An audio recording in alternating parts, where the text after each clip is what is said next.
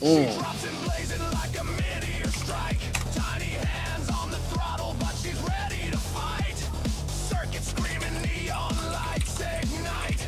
My meth girl queen, the pilot of my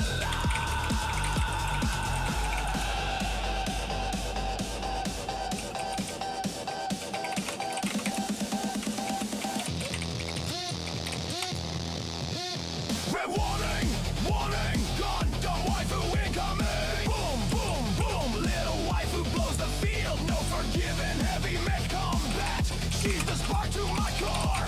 Retardedly cute, but she's bringing the war.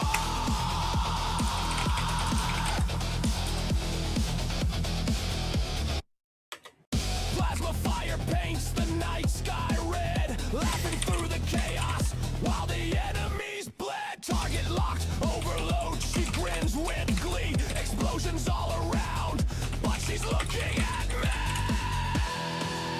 Oh yeah.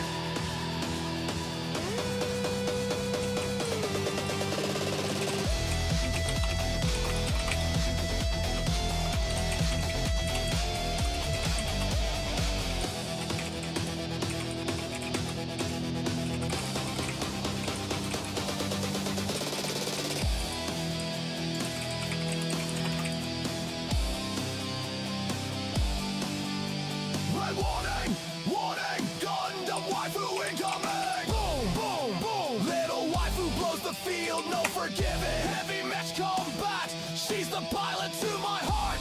Retarded and adorable, a walking piece of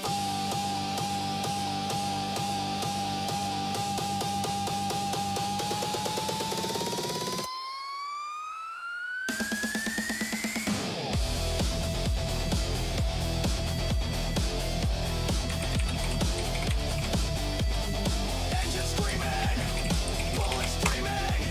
She's the chaos I've been dreaming. What we're doing? Working on something really quickly. I'll be right with y'all. Burn, but my wafer takes her turn.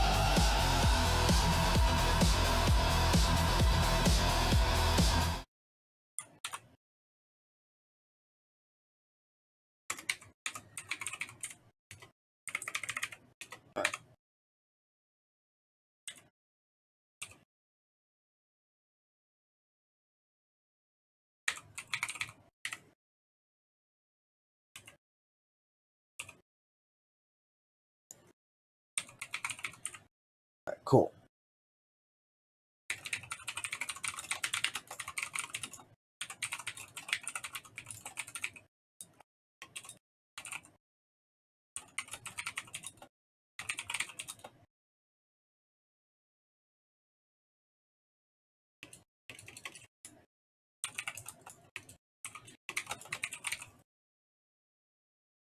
Do this. Do this.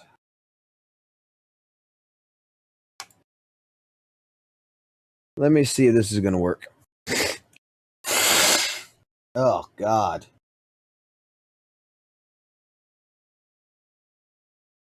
I just finished coming back from Eden. Loading. Loading. HP rising. Scores declining. Welcome to the zone.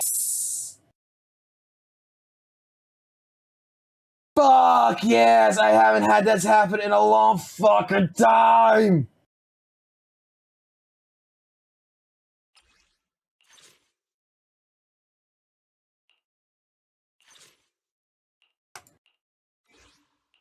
Where are we going? There's no class. Oh my God. I am going to be so happy here in a second. Stir up some trouble. We have to test it. We have to test it.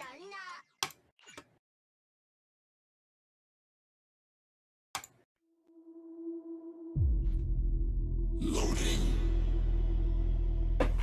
Loading. I'm going to shut up real quick. HP rising. Scores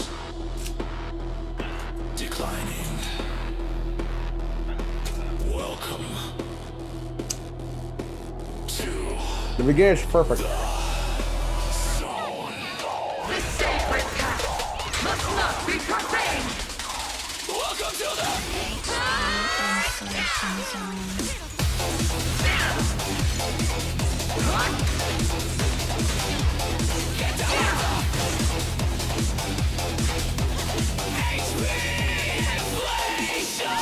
Watch your progress take a feel your score just dwindle here.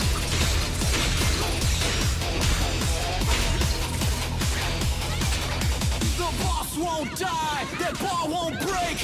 Every hit you land, they just regenerate. Damage feels like dust in the storm. Welcome to the grind, this is the norm. Welcome to the Zenless Zone, where your DPS don't ring the bell. Get down with the HP inflation. Endless fun, no salvation. Buffs, stack your rage. Still the fight won't leave the stage. Endless health like a burning sun. Every battlefield's never done.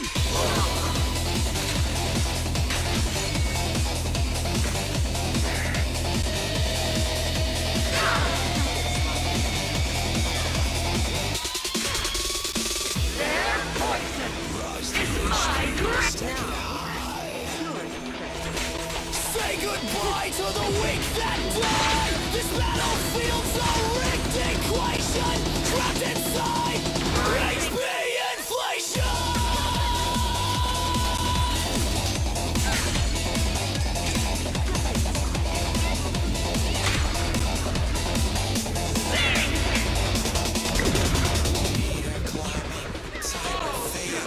Lost inside these endless raids, your quits explode. The numbers lie, endless pain. No one can die. Face with the thunder drums. Your crits hit hard, but the wall still comes. Fire that blade, fire that gun, but the bar don't drop, and you ain't won. Glitched out voices taught your fight. One more face through endless night. Victory's close, you'll never own. This is the cursed inflation. Syrian division, assemble!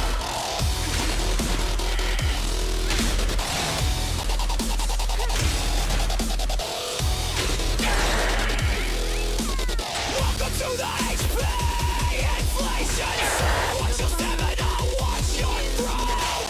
Get down with the sunrise grind. Victory's lost and endless time.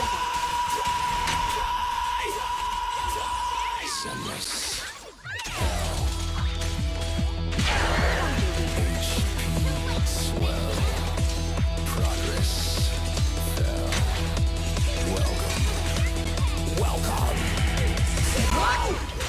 The inflation.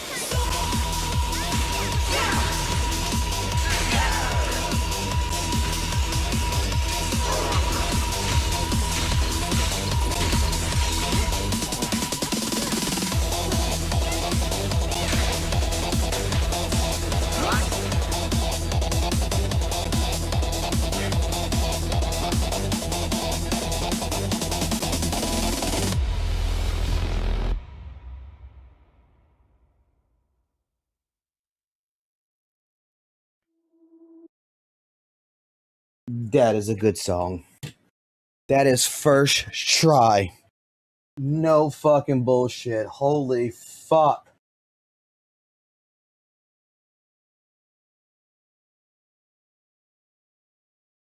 I am happy.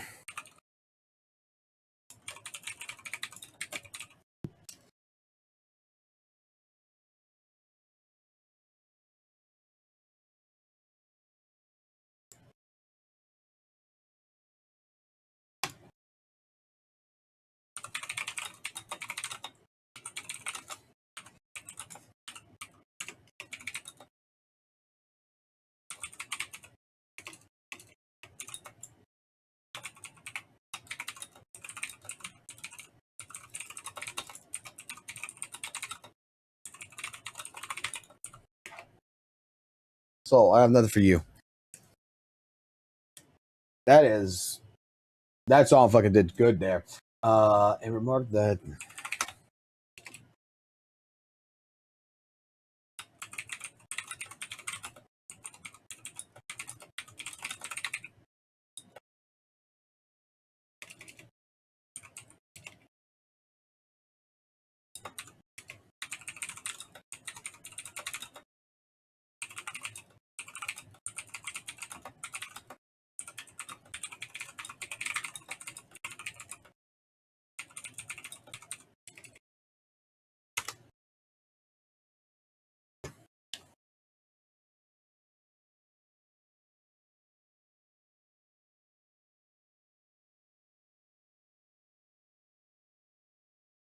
I'm wondering if it could do it again.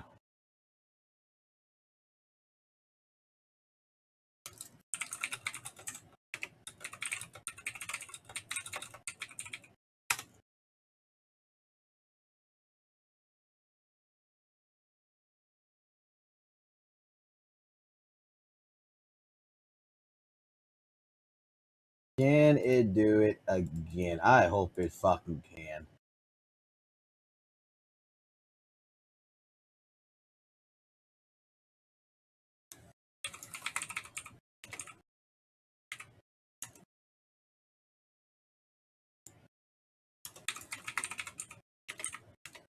Because that was actually, I gotta give credit to where credit's due. I don't even need to listen to the other fucking 4 tracks.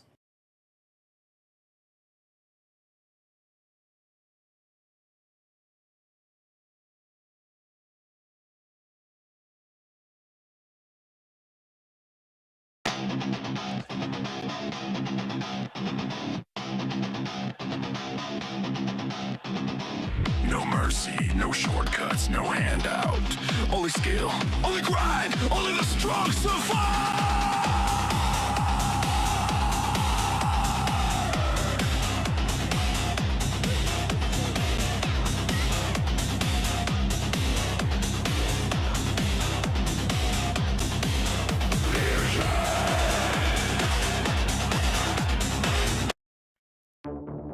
No mercy, no shortcuts, no handouts.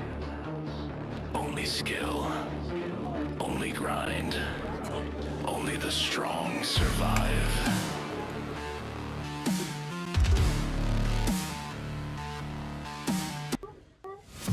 What? No mercy. No Let's see. shortcuts. No handouts. Only skill. Only grind. Only the strong survive.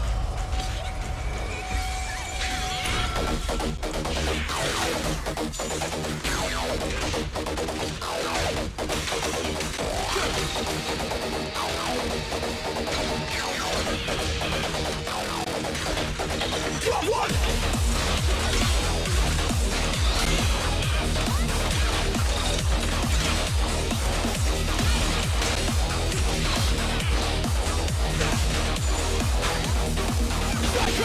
Get good or get gone. Casuals cry, but the skill lives on. Bloody tears fall, drowning in fear. Zenless pain is a price right here.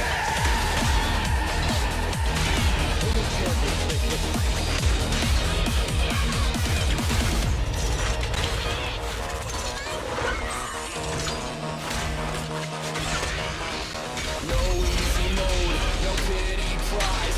Every move you make, watch the weak capsize.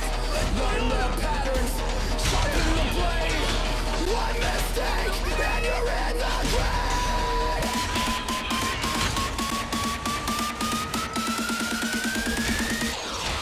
Get good, it's the law of the fight. Rise through the struggle or fade in the night. No place for the weak, no chill for the lame. Jealous is brutal, remember the name. Crying bloody tears, spill them on the floor. The dungeon won't care, it just ask for more. You wanna win, you better bleed. Only skill will blood that same.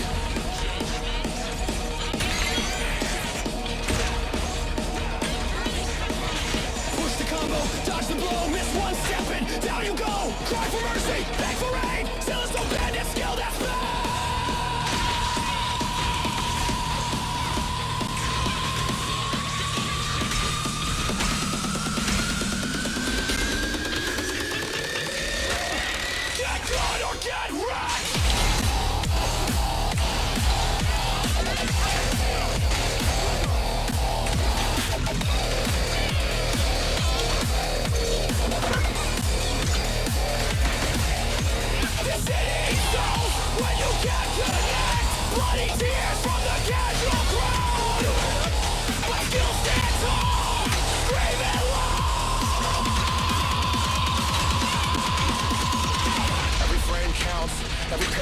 true. This world don't care, it's all on you. So sharpen your hands, let the rhythm flow. Zenless only loves those who know.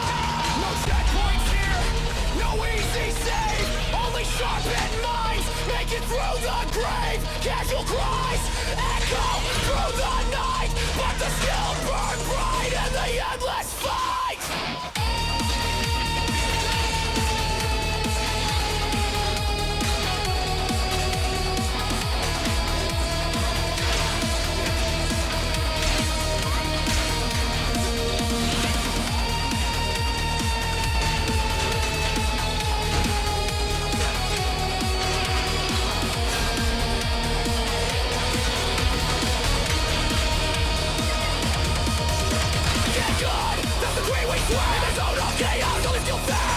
Sweep the strong will rise, and let's forever remember the pain. Bloody tears, bloody fears. Get good or disappear.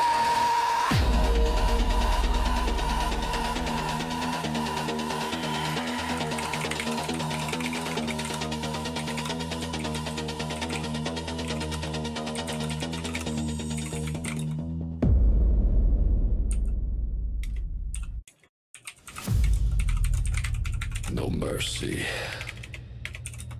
no shortcuts, no handouts.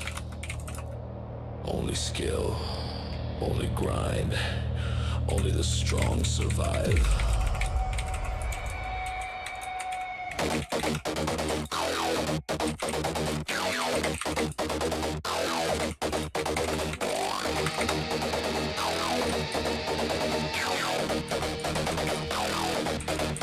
Drop one!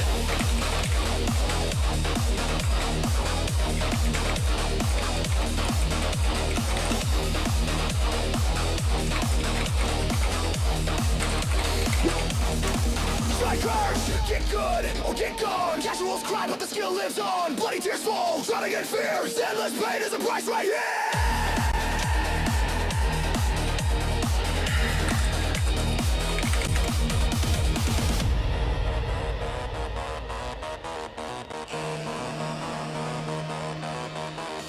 No easy mode, no pity prize. Every move you make, watch the weak capsized. Learn the patterns, sharpen the blade. One mistake, and you're in the grave. Okay. I like that. Let me do it again. This time, actually.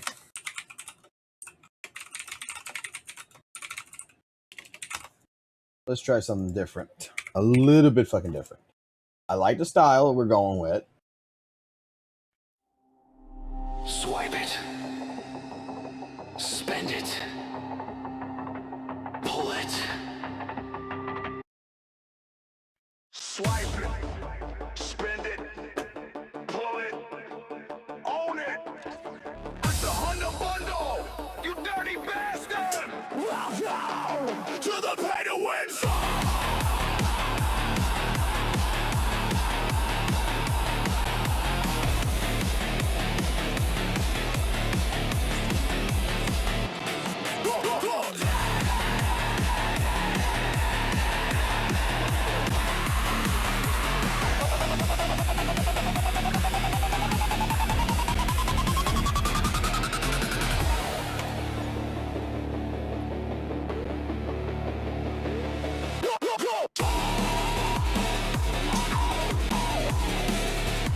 Welcome to the pay to win zone.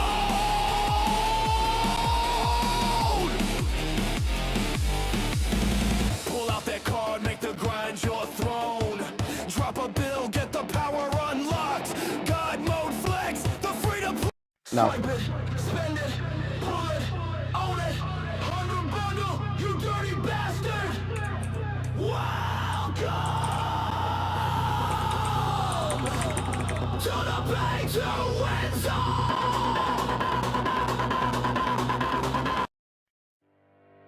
Swipe it, spend it, own it. Swipe it, spend it, Swipe it, spend it, pull it, own it. 100 bundle. It's getting faster. Welcome to the pay to win zone.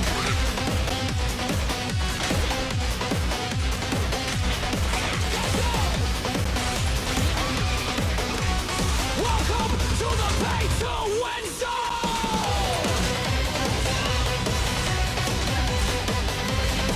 Welcome to the pay to win zone.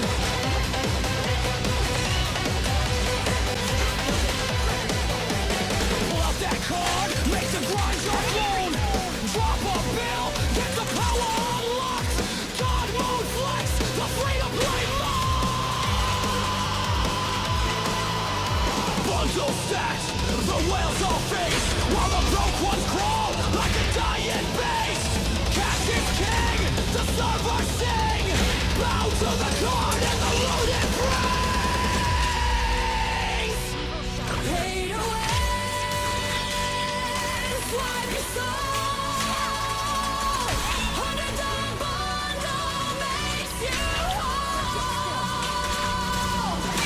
Climb the ranks, leave the power behind. Money buys glory, skills redefine. Spin that gotcha, jackpot shines. Every roll's gold when you pay the fines. No grind, no sweat, no pain to feel. Your wallet's the weapon, your blade is the deal. Swipe that card, upgrade fast. Free to play, dream shatter, don't last. This soul dreams, you pay or you're dead. Money is the bullet and your soul is the lead. Welcome to the pay to win zone. We'll rise up and the broke just grown. Flash that cash, flex like a god. You dirty bastard, bow to the throne. See the leaderboards, your name in gold. A legend's crown, but not earned or told. The battlefield bends, the numbers shake. Every dollar's blood makes the game complete. To be tears, they cry and rage. Trapped like rats in a gilded cage. But your wallet roars, the sky turns red. Pay to win games, see the weak ones dead. $100 bundle, swipe again. This is the cycle that never ends. From zero to God in a single spin. Welcome, bastard, to the pay to win.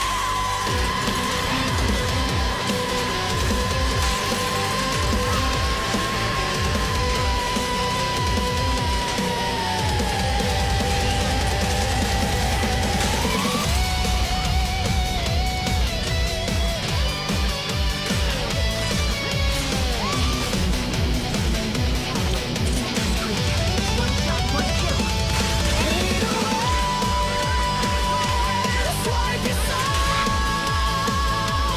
$100 bundle makes you whole. Climb the ranks, leave the poor behind. Money buys glory, skills redefined.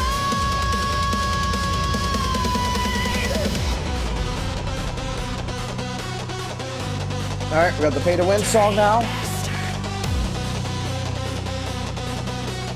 Bundle master.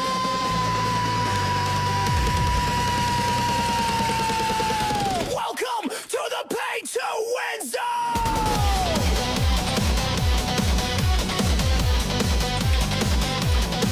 Welcome. Welcome to the pay to win zone.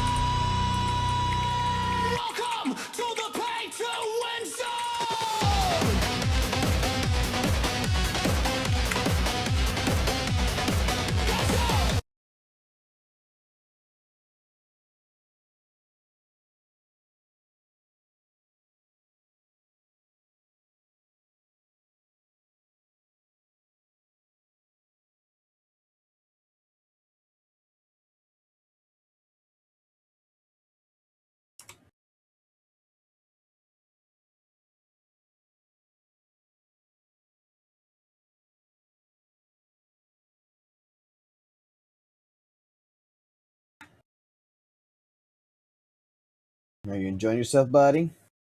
Good. Are you full? Good.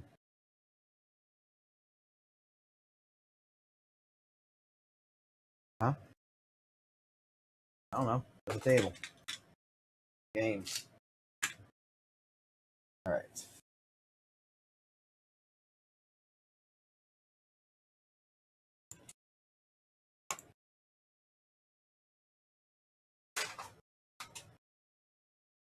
I was able to actually get more this time. Okay.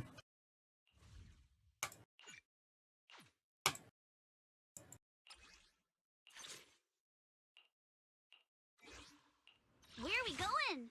There's You know, I really got a new ghost story to share? Let's do seed.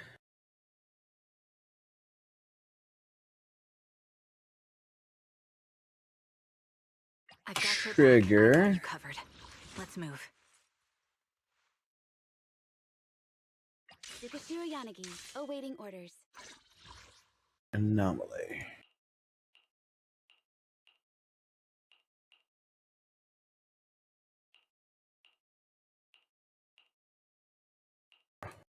Who to put? Who to put?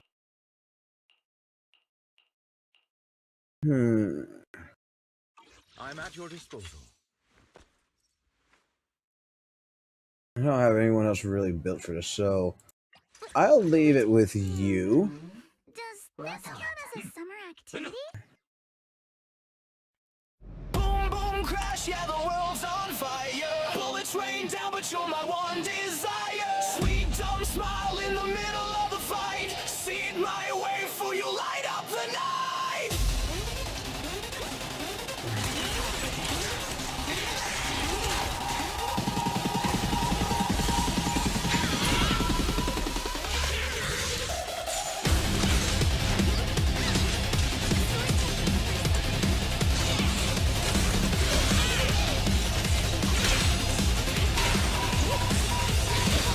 Sweet retarded waifu,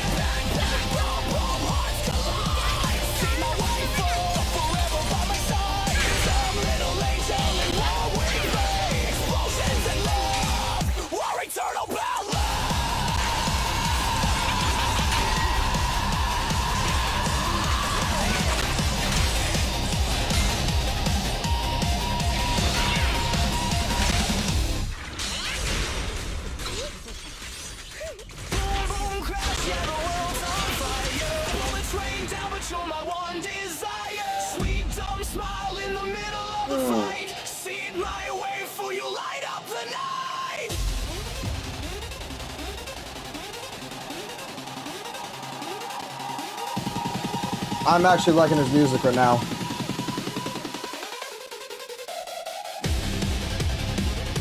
I think it's... I don't know what's going on right now. Tonight, AI is just fucking making music that I'm liking.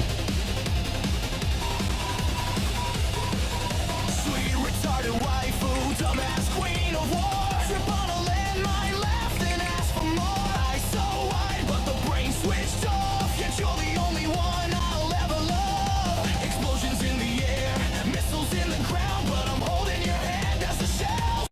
All I'm gonna say, it is doing exactly what the fuck I want to do. I have no fucking clue why it's doing this, but I am extremely fucking happy.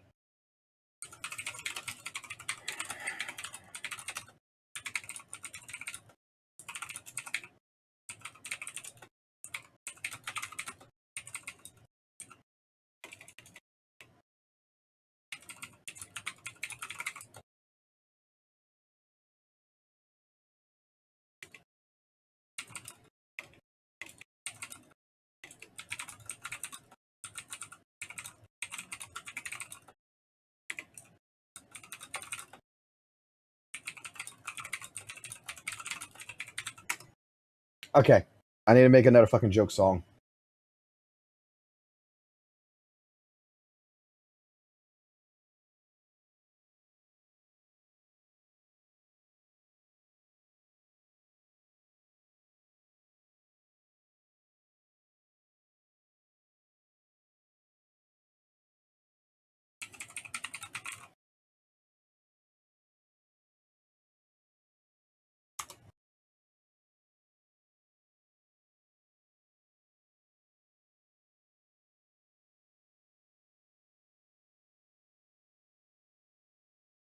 Yes, you fucking can, you bitch.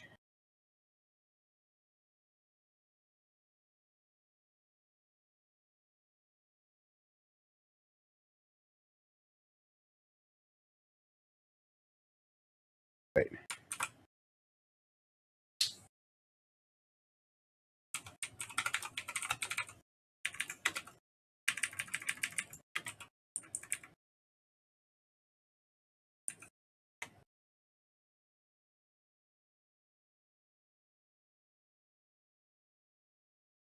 Oh god. Is this actually gonna do this? Is it actually gonna fucking do that? Oh god. Guys, I am so sorry what you're about to fucking hear. Like, when I'm telling you, I am very, very sorry. I'm very, very sorry.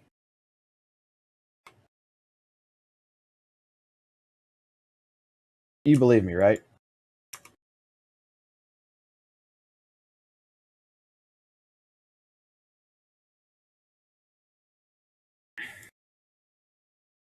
You believe me, right?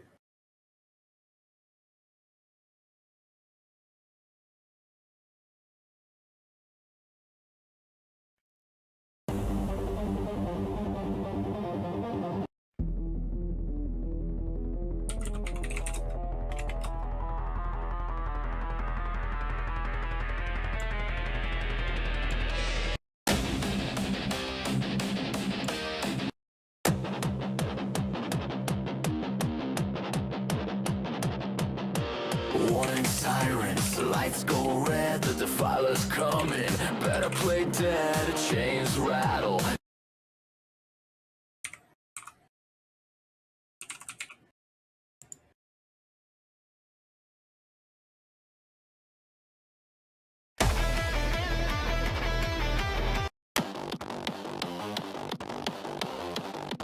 Close.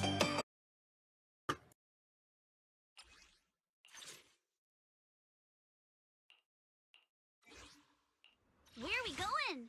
There's no class today.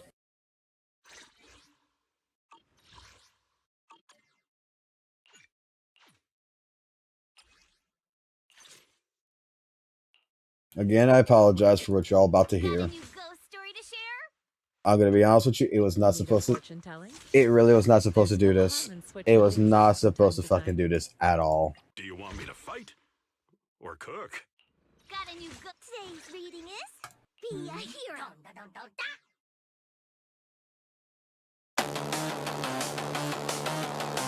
Let's try this one.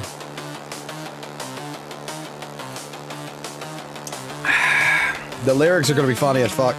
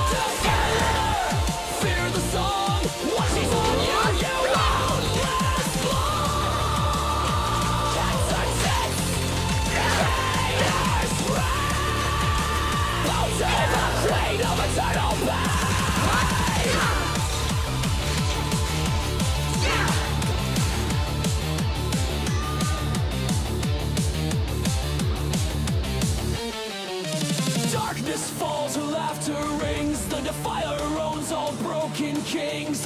Hide your ass, don't play along. She's the nightmare, the endless song.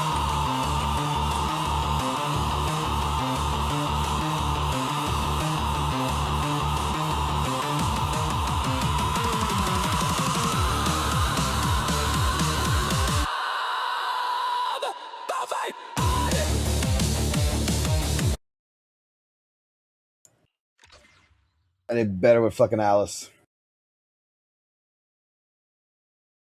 All right, so we got some new music now.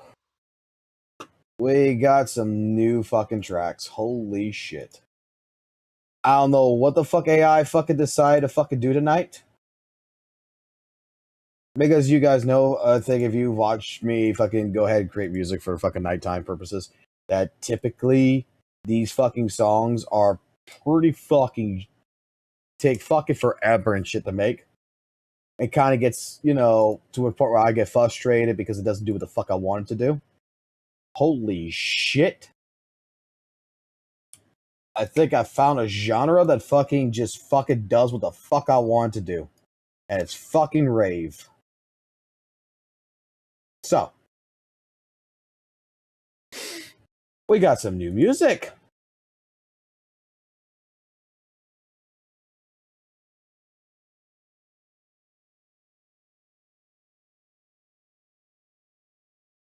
Oh, that's nice. So we have HP Inflation Zone. There's all in Discord now, by the way. Loading.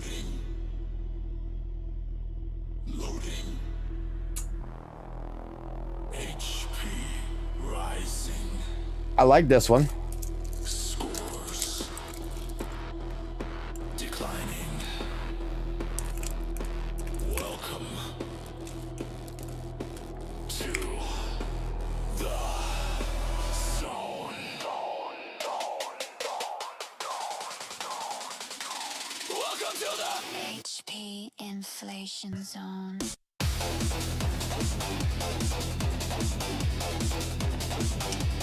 Get down with the HP inflation. Watch your progress disappear. Feel your score just dwindle here.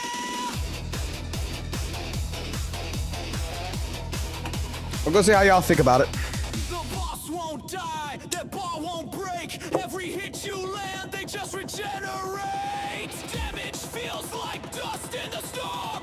Welcome to the grind, this is the norm. Welcome to the Zenless hell, where your DPS don't ring the bell. Get down with the HP inflation. Endless fight, no salvation. Stack your buffs, stack your rage. Still the fight won't leave the stage. Endless health like a burning sun. Every battlefield's never done. I think that one's pretty good. We have Casual Tears. No mercy.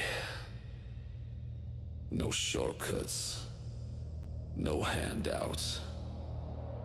Only skill. Only grind. Only the strong survive.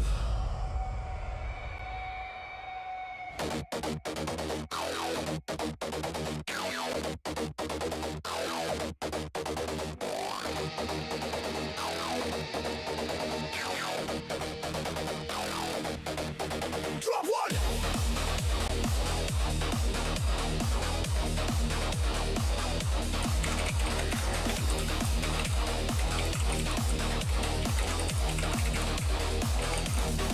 Strikers, get good or get gone. Casuals die, but the skill lives on. Bloody tears fall, drowning in fear. Endless pain is the price right here.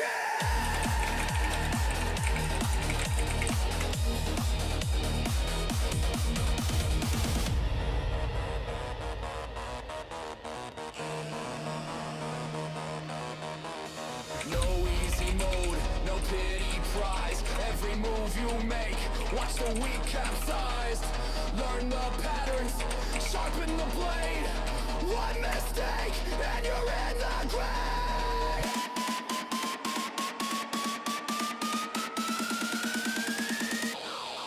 Get good, this will all the fight. Rise through the struggle or fade in the night. No place for the weak, no shield for the lame. Zealous is brutal, remember the name. Cry bloody tears, spill them on the floor. The dungeon won't care, it just asks for more. You wanna win, you better bleed. Only skill will blend that stain.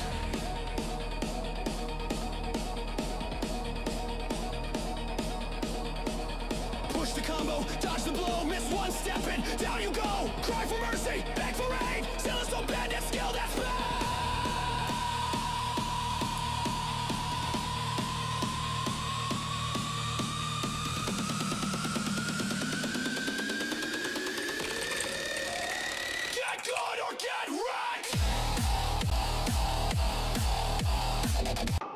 Then we have the Swipe It song.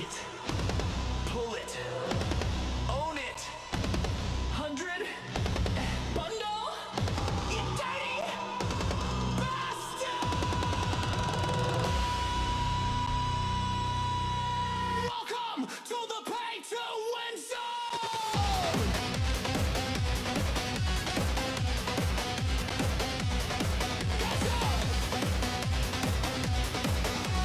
Welcome to the pay to win zone.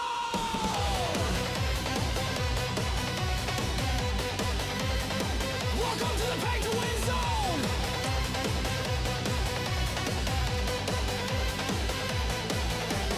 Pull out that card, make the grind your throne. Drop a bill, get the power unlocked. God mode flex, the free to play mode. Bundle stacked, the whales all face, while the broke ones crawl like a dying base. Cash is king, the servers sing. Bow to the card and the loaded praise. Pay to win. Swipe your soul.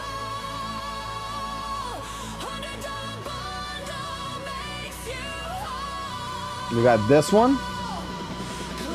We got this one now. Yeah, the world's on fire. Bullets rain down, but you're my one desire. Sweet dumb smile in the middle of the fight. See it my way for you, light up the night.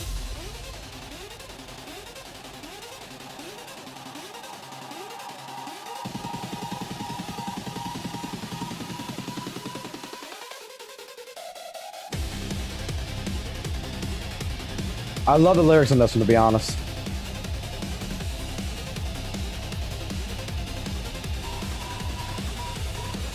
Sweet retarded waifu, dumbass queen of war. Trip on a landmine, laughed and asked for more. Eyes so wide, but the brain switched off. Yet you're the only one I'll ever love. Explosions in the air, missiles in the ground, but I'm holding your hand as the shells rain down.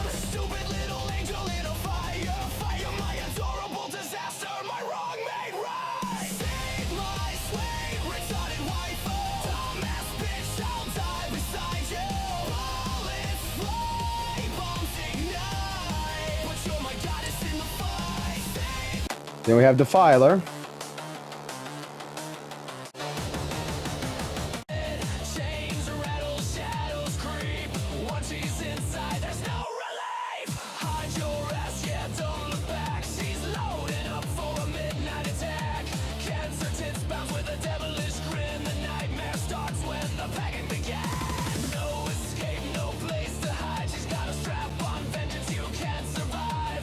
Laughing loud as the world turns black. The Defiler's here, there's no turning back. The Defiler, hide your soul. She'll take control. She'll take it. Now we're working on something else.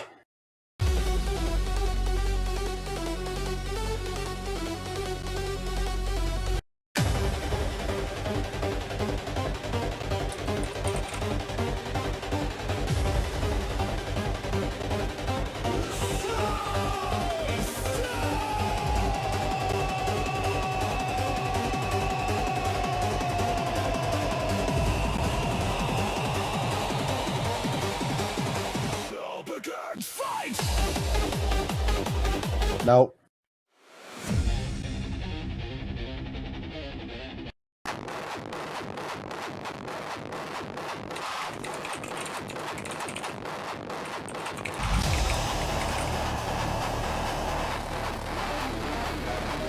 Zenless Zone!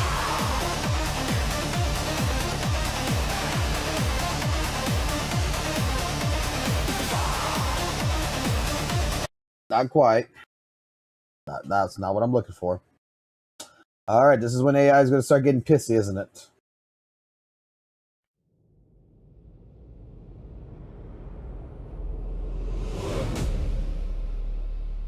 Zenless Zone!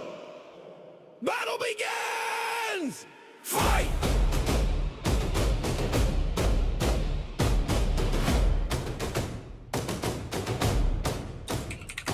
Zenless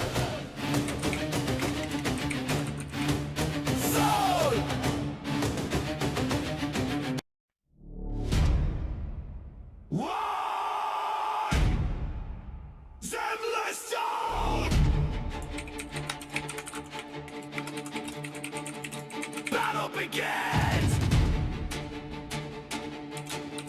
Fight! Zenless! Zenless! Zone!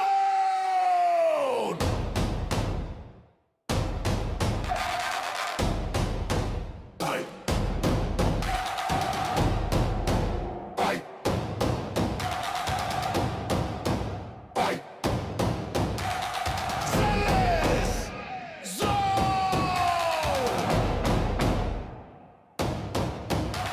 Zenless! Zone! What the fuck is he trying to do? Fight! Fight! Fight! Not exactly what I'm trying to get it out. Zenless! Zone! Battle begins! Fight! Zenless! Zone! Zenless! Zone! Fight! Fight!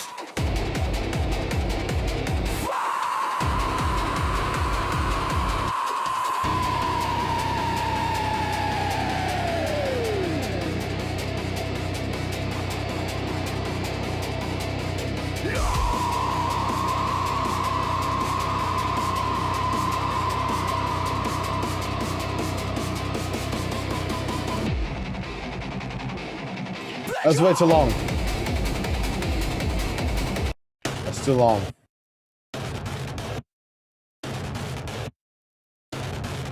Zenless Zone! Battle begins! Fight!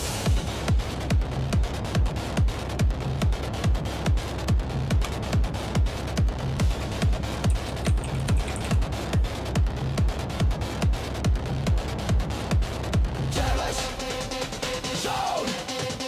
Zenless! There's the lyrics. I might be fucking this one up. Zenless Zone!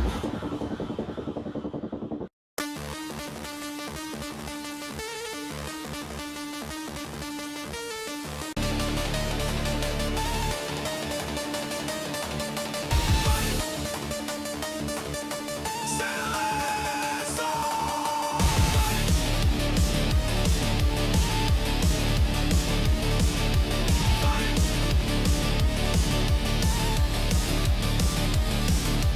Zenless Zone! Zenless Zone! Fight! Fight!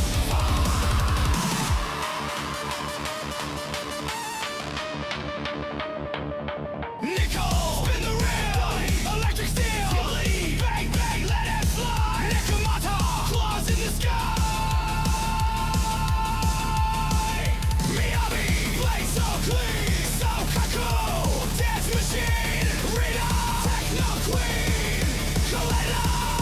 Hammer of steel! Yeah, the lyrics are gonna fuck this one up.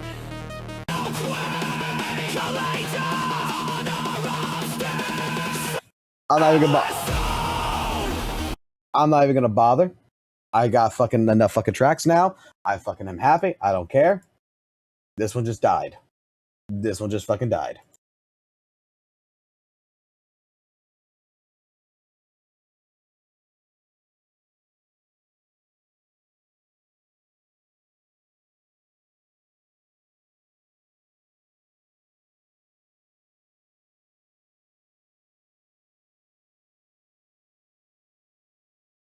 The fuck?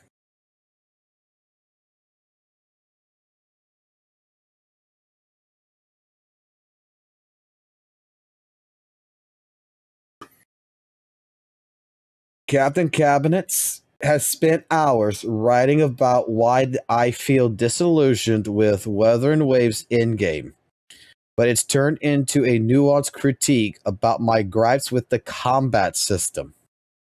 I think this might be my most brave video I've made so far. Uh-oh. Uh-oh. SpaghettiOs.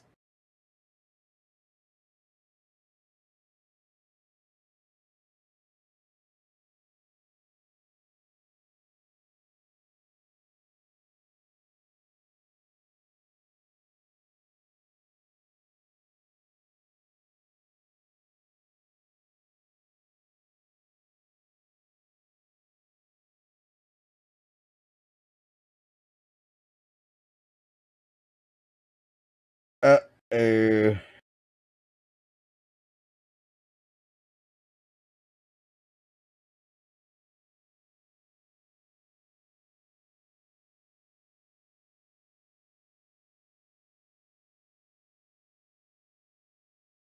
Uh-oh. We're gonna see if she's baiting, but oh no. No, no, no. I hope it works out good for her. Not gonna lie. If she gonna go into that fucking type of situation, I hope.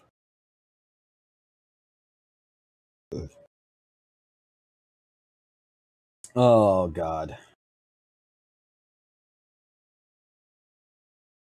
Alrighty. Let's pop a couple different things out really quickly. And we're gonna do some video watching that I was supposed to do earlier, but I didn't do it.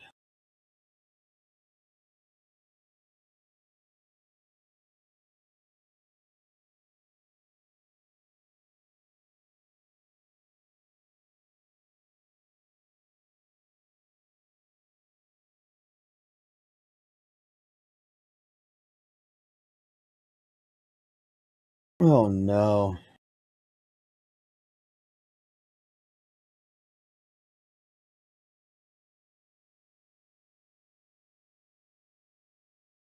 I'll save that for fucking last.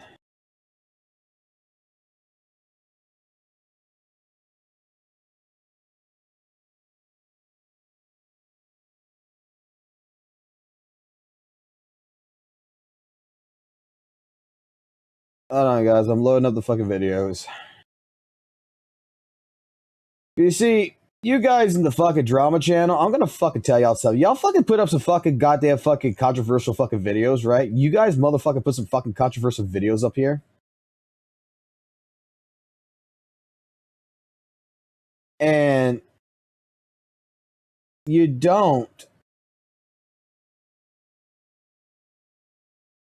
fucking put it in my fucking daily reacts. No, you fucking hold on to this shit to your fucking selves. You can go fuck yourselves, okay? Each and every one of you can go fuck yourselves for this shit. Like, you don't think that it would be nice for y'all to fucking put it in the fucking daily video fucking log so that way people like myself could just be like, oh shit, that's drama. I want to see it. Okay. Let's start off. Let's see. That's a 9-minute video, 3-minute video, 17-minute video. We'll put this here. Nope, nope, nope.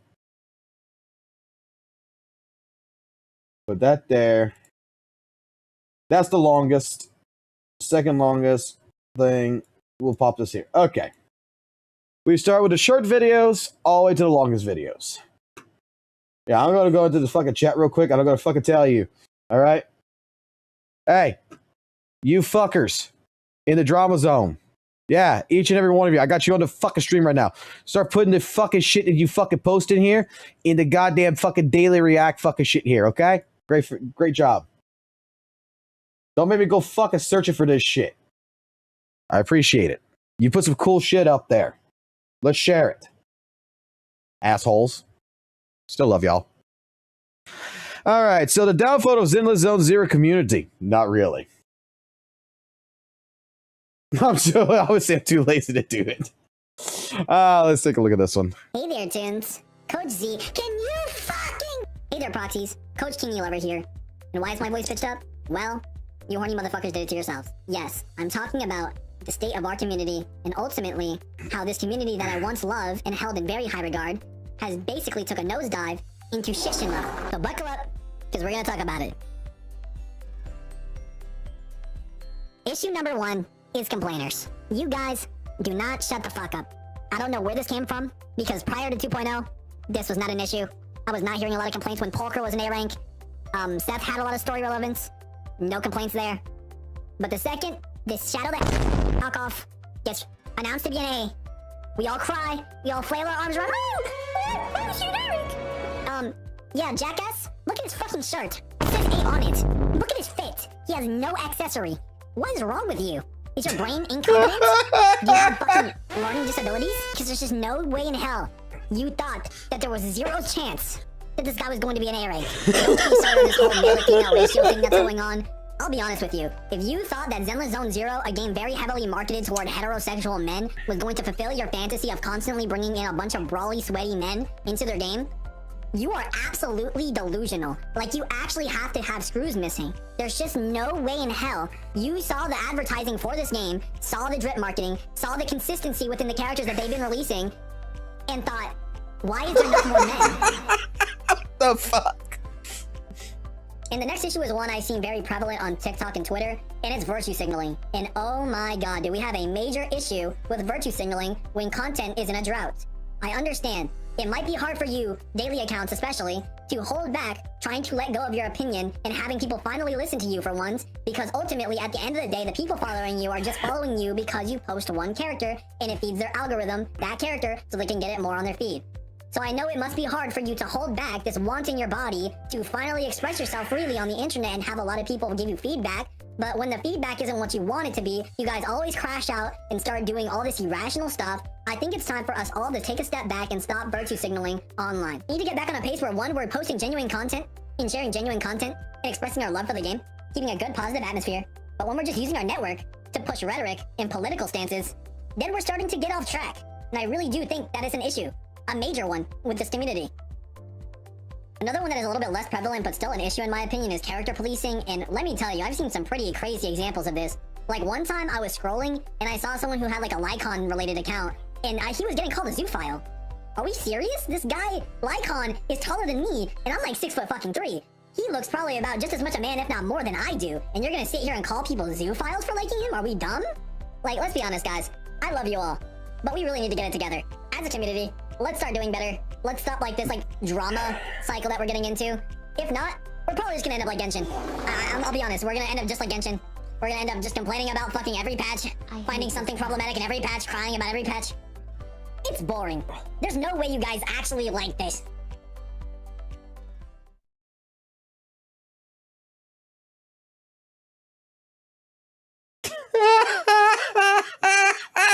Dude, that was a rage bait and a half. I fucking love that video. Alright, let's go see what this one is. Hello guys, welcome to my channel. Today we're going to talk about Zenless Zone Zero HP inflation. If you have played the latest Deadly Assault endgame mode, you probably noticed they have a lower score than what you used to have. And as you can see here, a lot of people on Reddit and so on in the communities are not happy with the situation that's going on with Deadly Assault. You could say the enemies are not just high HP, but they also have extremely shield buffs, very ultra specific buffs. For example, this Fiery Assault, it actually requires to have an electric attack agent to get this nice electric damage boost on top. And because of these ultra specific buffs, a lot of characters cannot take advantage of it and will have a worse score than what you would normally have. Also, the mechanics itself, such as this boss, is effectively anti-Miyabi, ice resistant, also 25% reduced anomaly damage on her. So that's that. And personally, I don't think this is the way to go for endgame, because players get way too much punished for not playing the right shield characters. Back in the day, if you played old Genshin, it was more like if you had the shield unit, you were rewarded with easier clears, but you had somewhat normal clears with non-shield units. The new Hoyo formula is more about if you don't have the shield units, you get very very punished. Of course, you can play better and have a better skill at this, but unfortunately, the rewards are always the same, and the game always expects you that you have to play better and better with your existing units for these ever-increased stats and shield of enemies, and I don't think this is sustainable. And actually, back in the day, I already had a video about this HP inflation. I already addressed it here, and at that time, I basically said that we'll have to see what happens in the future, that if it keeps going forward, that it will be a problem. And right now, you could say it is a problem, and a lot of people are being affected by it, and it's definitely not fun. I also used to have a wall and I guess wall fence analogy in my video, and basically this wall analogy, I'll present it again so you have a better understanding what it is. Basically, think of it like this. You started with the fence in the endgame content. Everybody can make the jump across, doesn't require high skill. However, the content goes higher with like a wall representation, and eventually only the most skilled athletic people will be able to climb or jump over the wall. However, people who don't have such skill, you will have to start buying a ladder, which will help you to cross the wall. And ladder here would be equivalent of having a shield unit to be able to do so. And also do remember, the rewards are always the same. So they expect you, like, you have to play sweatier, harder with your same invested existing team. Let's say previous reset you had 10k more points, now you have 10k less points, and now they expect you to optimize even harder how to do with your current teams for the exact same reward. I understand that not everybody wants to do that necessarily. Yeah, here is the beautiful ladder. As you can see, ladder is the investment, money, wall is the HP inflation, and as a note, rewards are always the same. And I've been talking about this 5 months ago, and I already saw this quite ahead of time, that this can definitely be a problem. Could you say this is like HSR route or something like that? Well, not exactly. I would say this is more like accelerated HSR route, because the endgame content resets here are much faster, and they also seem to more quickly bump up the stats. Okay. I'm going to pause it here, and I'm going to put in my 2 cents. So I get what he's saying. The work right now is a lot harder, but the rewards are the same. Okay? But overlooking, which he's probably not, overlooking the data. We've had similar situations where HP inflation went up. Okay? In the past. More work, less reward. I mean, same reward, right? And then it went down. HP went to a deflation. Right now, we're having the issue where, it's a defense inflation right now. The thing is, HP did go up. Defense and everything went up again. We looked at it earlier today. HP inflation, after this with with Deadly Assault, guess what it's going to do? It's going to decrease. It's going back down. And it is going to come back up. The thing I'm going to say here is that I think that in terms of what they're trying to do is a little stinky. I'm not going to lie. But this is kind of trying to force the hand of, hey, you need to get seed. But what it looks like to me is that every time a new patch comes around, like Yuzuha and Alice, for example, with their releases on their banners, people were bitching about the same thing. HP inflation went up. The buff is shield towards physical. It is the same thing. And then after, a week or whatever for the reset of DA, it went right back down. It's, if anything, it looks like it's shilling, yes, to have it to where they want you to buy the new character. To me, I'm going to be honest with you. Deadly Assault says I played since 1.7 and continued on. Dude, I was killing the fucking bosses. You guys have been here. I've been killing the bosses at 60 plus. I've been killing. Like my scores has been like 50 to 60K. This is the first time that it's going down to like 38K, 37K. And I'm not even optimally fucking playing. I'm learning the Defiler right now. I think that like as personally, as long as the content relatively, you know, if it increases, as long as the characters themselves, the investment that you put into these characters, I think honestly it's enjoyable personally. Maybe not for I know it's not for everybody, okay? I know that for an example with the casuals and everything else, they want to be able to breeze through it because this is how it felt for the last couple of fucking deadly assaults. Oh, I want to be able to breeze through this. HP inflation is a problem they're going to claim. Same thing right here. Like your investment, but the reward's the same, right? You got to do more work, but the reward's the same. I like the fact that they're making it a little bit harder.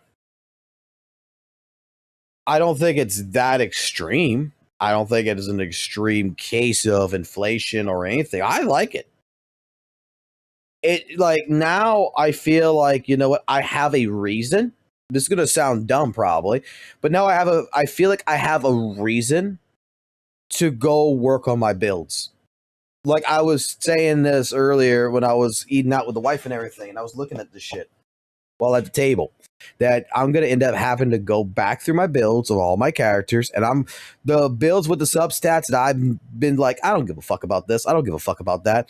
You know, this ain't a big deal. That ain't a big deal. Having HP. No, now it's going to make me kind of like grind a little bit more. Now I got to go grind for discs. Now I got to go push a little bit harder on building my builds a little bit better. Because I know that there is still a lot of improvements that can be done in the build department. I really do know this. There's a lot more learning that I can push into this, that I was at a comfort zone and the devs is basically kind of throwing me out of my comfort zone. And I kind of like that.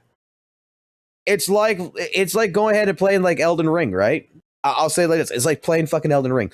You fight the first boss, oh man, it's hard as shit. You go fight the second boss, it's kind of easy, right? You go fight the next little couple mini bosses, and you feel like a fucking god. It feels really fucking good. And then you get to like Radon, and all of a sudden you enter the fucking gate, you got a spear that's already up your ass.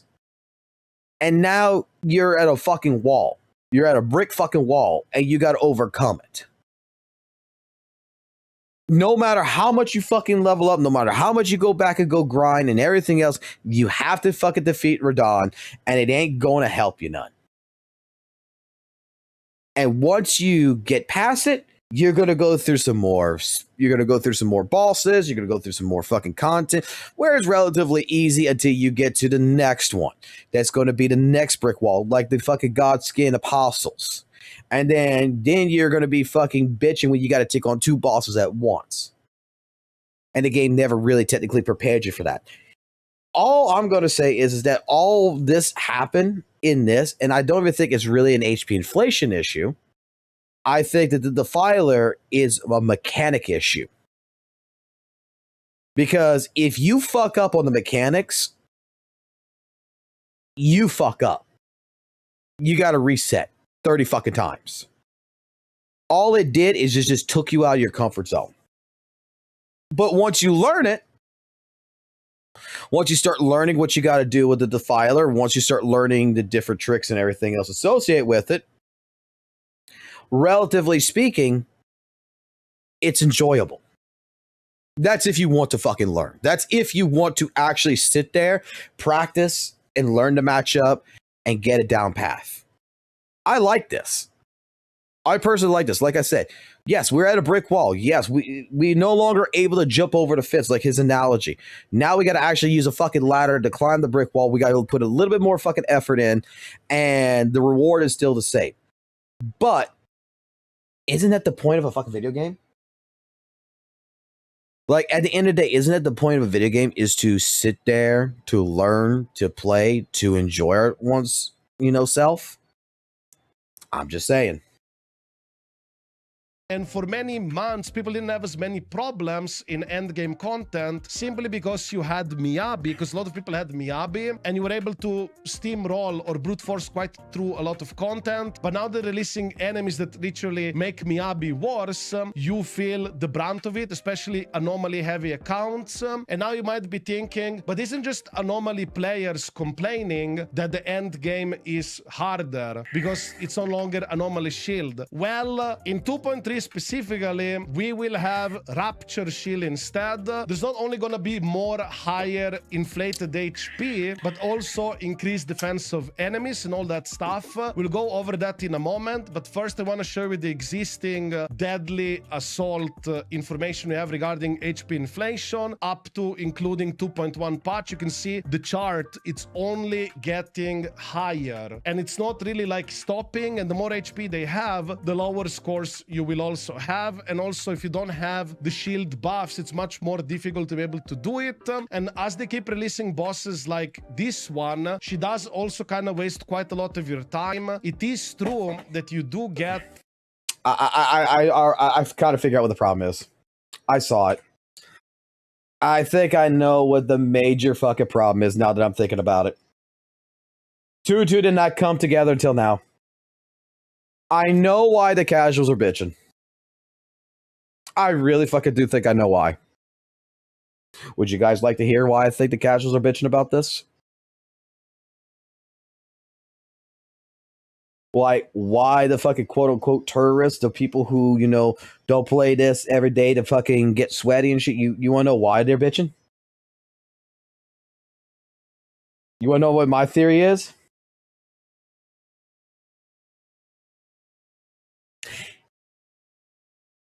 Ah, shit, I should put the fucking bot on for that, huh? It's kind of broken. I had to fix it. I'm not sure if it's fixed. Let me see. Let me turn it on.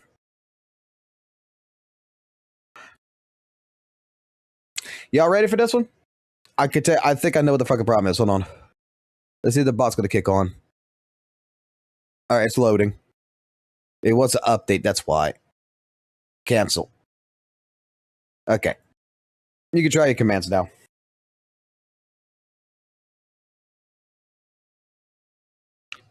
It's because they don't see big numbers no more.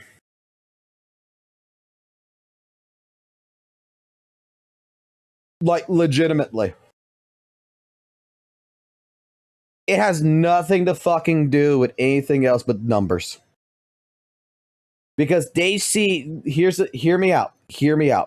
They see 40,000, 50,000, 60,000 on Defiler or whatever on DA. They think they're doing a good job. They think they're God. They think they're the best. And the moment that they get like 29, 20K, they're barely able to scratch the mark, everything else, they think that the game makes them think that they're bad.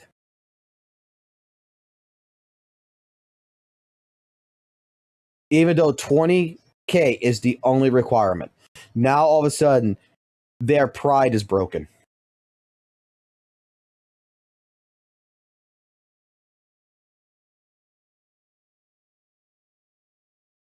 Think about it. Think about what is everyone bitching about? That, oh, last time I was playing DA, I got 40 or 50,000. And now I only get 30,000. It gives them a psychological value that they think that they're worse now. That they're worse players. So automatically they're going to blame the game. Because for the longest time, the game has been giving them basically easy mode, and now the game just turned into normal mode. And it's going to go back to easy mode. Don't get me wrong. It's going to go back. Then it's going to come back to fucking normal and hard mode. It fluctuates. Dude, since 1.7, I've been seeing the fucking DA fucking Shiyu defense rise and come down, rise and come down, rise and come down. And the fact of the matter is that people are upset right now because it makes them self-conscious of themselves to think that they're a bad player. Because the last couple of DAs, they were able to get 50 to 60K, maybe like at that range, and now they're only able to barely scratch the surface of almost 30K. And they're upset. Because it's a big decrease down and it hurts their pride.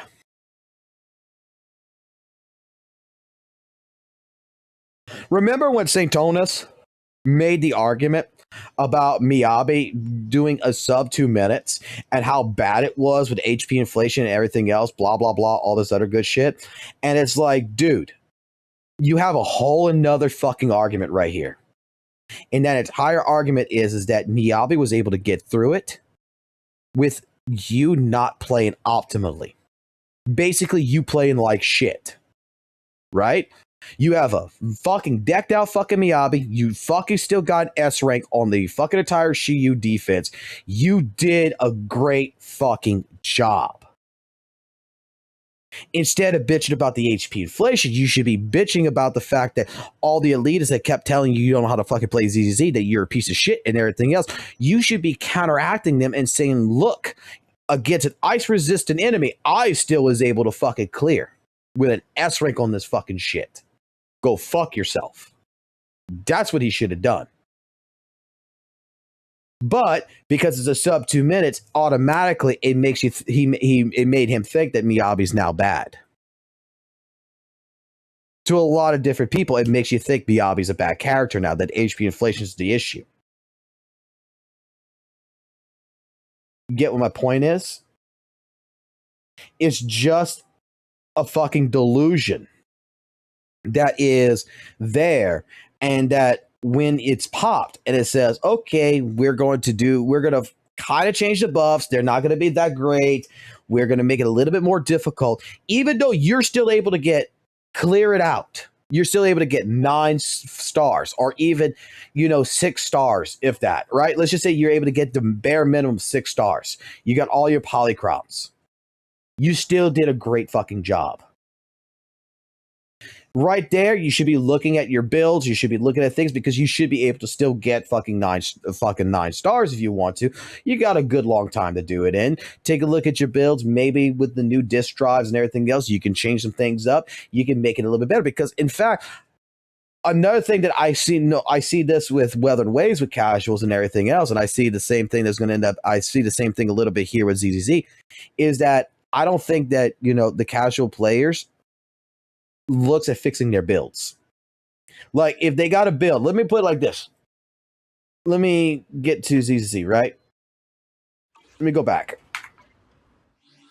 Let me just pull. There's one a glass of nitro. Let's do something summery together. I got builds like this, right? No scary stories. Look at this. Okay? Look at this disc right here, right? Can this disc not be 100 times fucking better? Huh? Couldn't this disc not be better? Could these discs that you're looking at on Alice, could they not be much fucking better? And if you watch me since I got Alice, I've been clearing the fucking content with this fucking build. Relatively, I was able to fucking clear last fucking 2 DAs with Alice over 60K. And I'm sure that if I go in here, I would rebuild this. I would look at this. I would fix a couple of different things on here and change a couple of different things out here and there. And get better discs, work on my builds, that I probably could get a better fucking score in DA. All it's done is that, in all honesty, the new DA is saying it's time to come out your comfort zone and it's time to take a look at your shit. So there is characters that I just didn't give a fuck, right? I just put discs in them. I mean, you could take a look. Like, some of these discs right here are fucking pretty good. Some of them could be fucking much fucking better.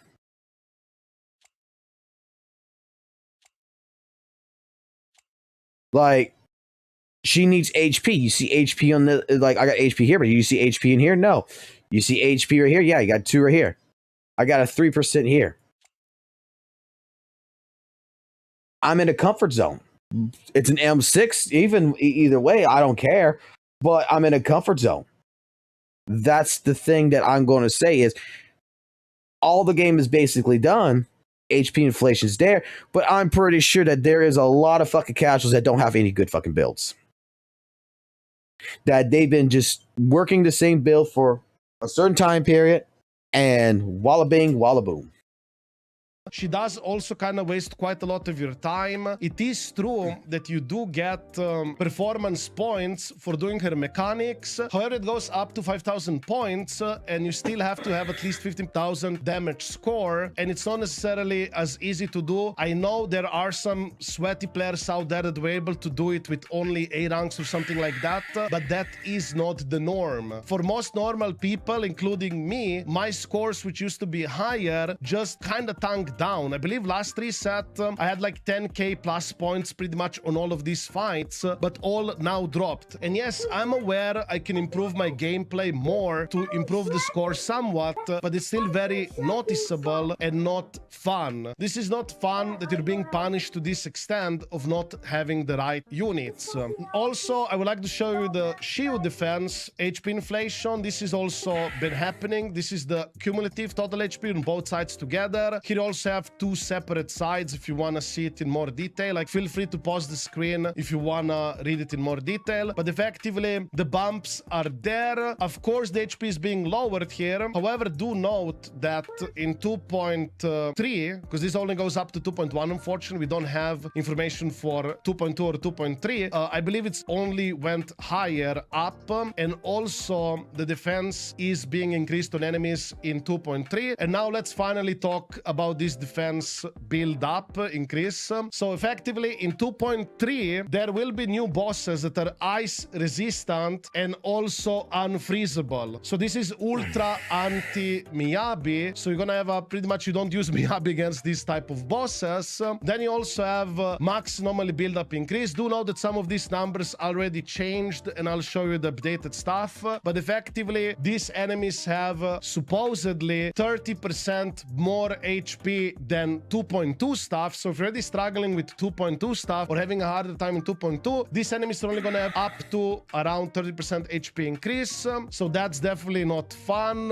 And of course, 60% defense increase. This is designed to shield for Rapture units. So attack agents and anomaly agents will be very punished by this. Of course, you'll still be able to do it, but your scores will be lowered. The anomaly buildup is also ridiculously high, and fortunately, it did get lowered. We'll get to that in a moment. But we also have here a bit in more detail these bosses. As you can see, the resistances and max anomaly buildup has actually been reduced. It is now 4,140, but still very high. And eventually, they will increase the build-up further. And they're not really stopping or slowing down. So in 2.3, effectively, Yishuan is going to be the best DPS in the game because of the content being designed around her. Itari is also going to perform really well as a Rapture unit, and probably even Manato is going to have a fair shot in there. And people who have anomaly accounts or attack agents will definitely be very affected by this. Then we also have a bit more of this lineup HP increases or decreases. Eventually, I believe this is only going to keep going up. It is true that some of the stuff perhaps has been a bit lowered as well, because in this one you can see the HP has been overall increased. They also added fire weakness to the deadly assault boss, so that's going to be better for Komano. Here you can see the Shio lineup. The Shio lineup also pretty much received HP increases. And I will also say that this is still in beta, right? This still can change.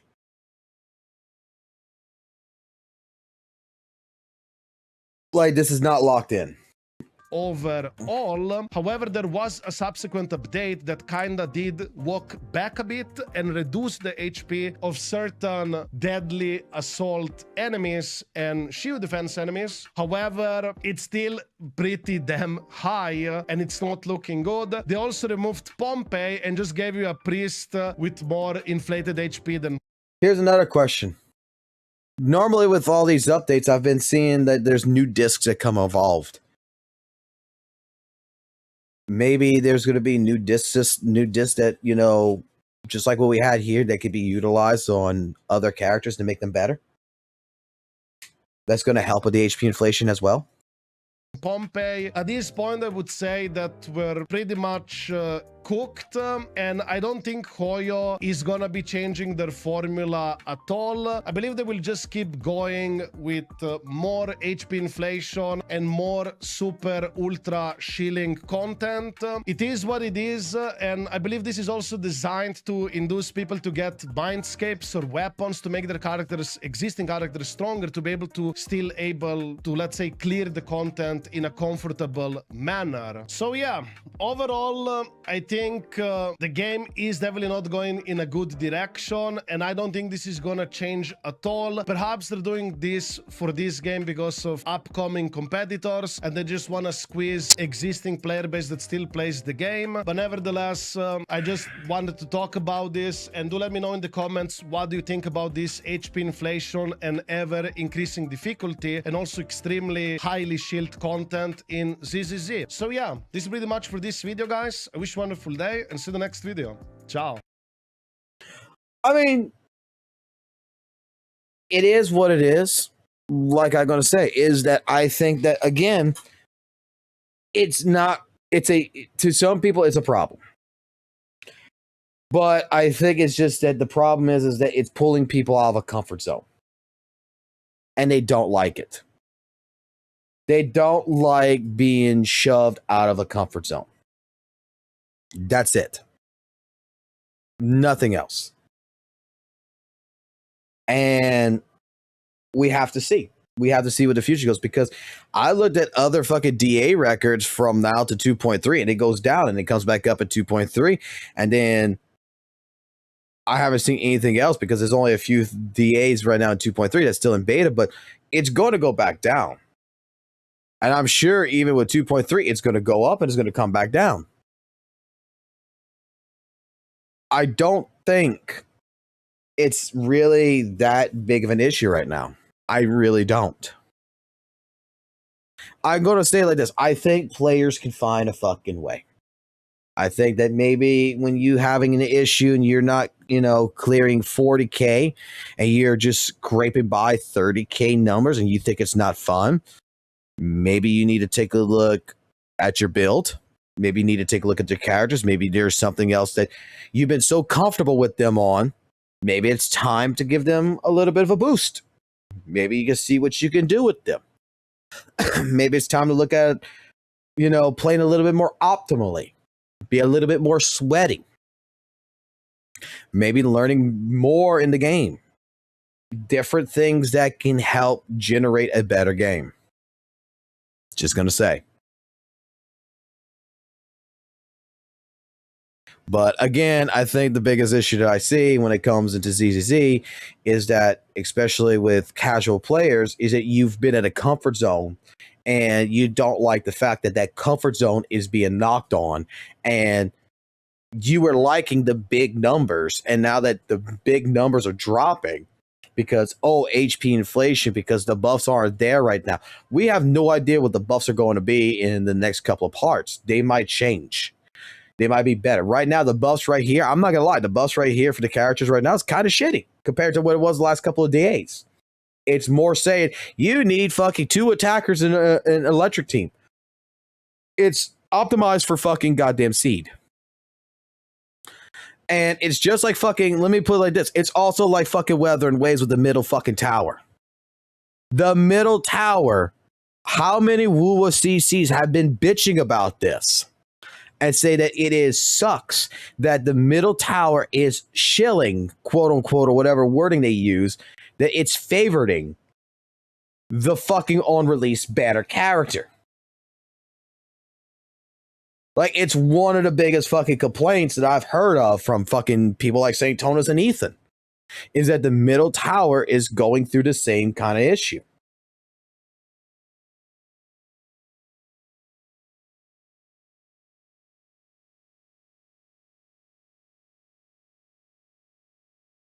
So, before someone says, like, WUWA doesn't do this, I don't know. WUWA fucking goes ahead and works with their fucking banners as well. And then after that banner, after like a week or two, and when TOA resets, you're still stuck on a fucking Augusta, guess what's going to happen? That banner's going to change to something else. It's going to be a little bit easier. Or it might be a little bit harder if you don't have characters for it.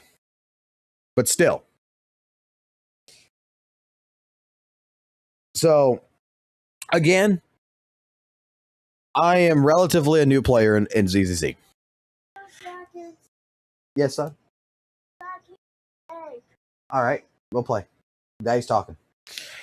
So, again, like I'm going to say here, all right? I'm not trying to hurt the casual player's feelings. I really am not. Okay?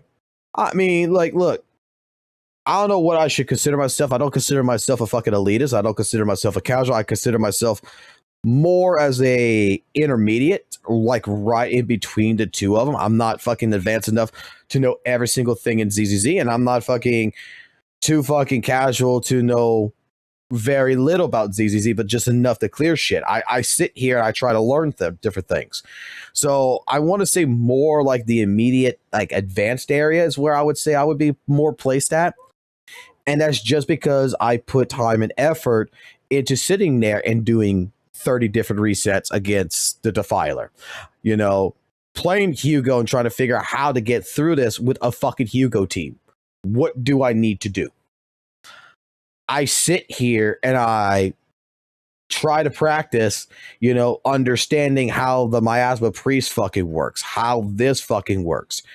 I fight with a fucking goddamn wireless controller that likes to fuck with me. That I need to fucking replace that, you know, I'm still fucking using.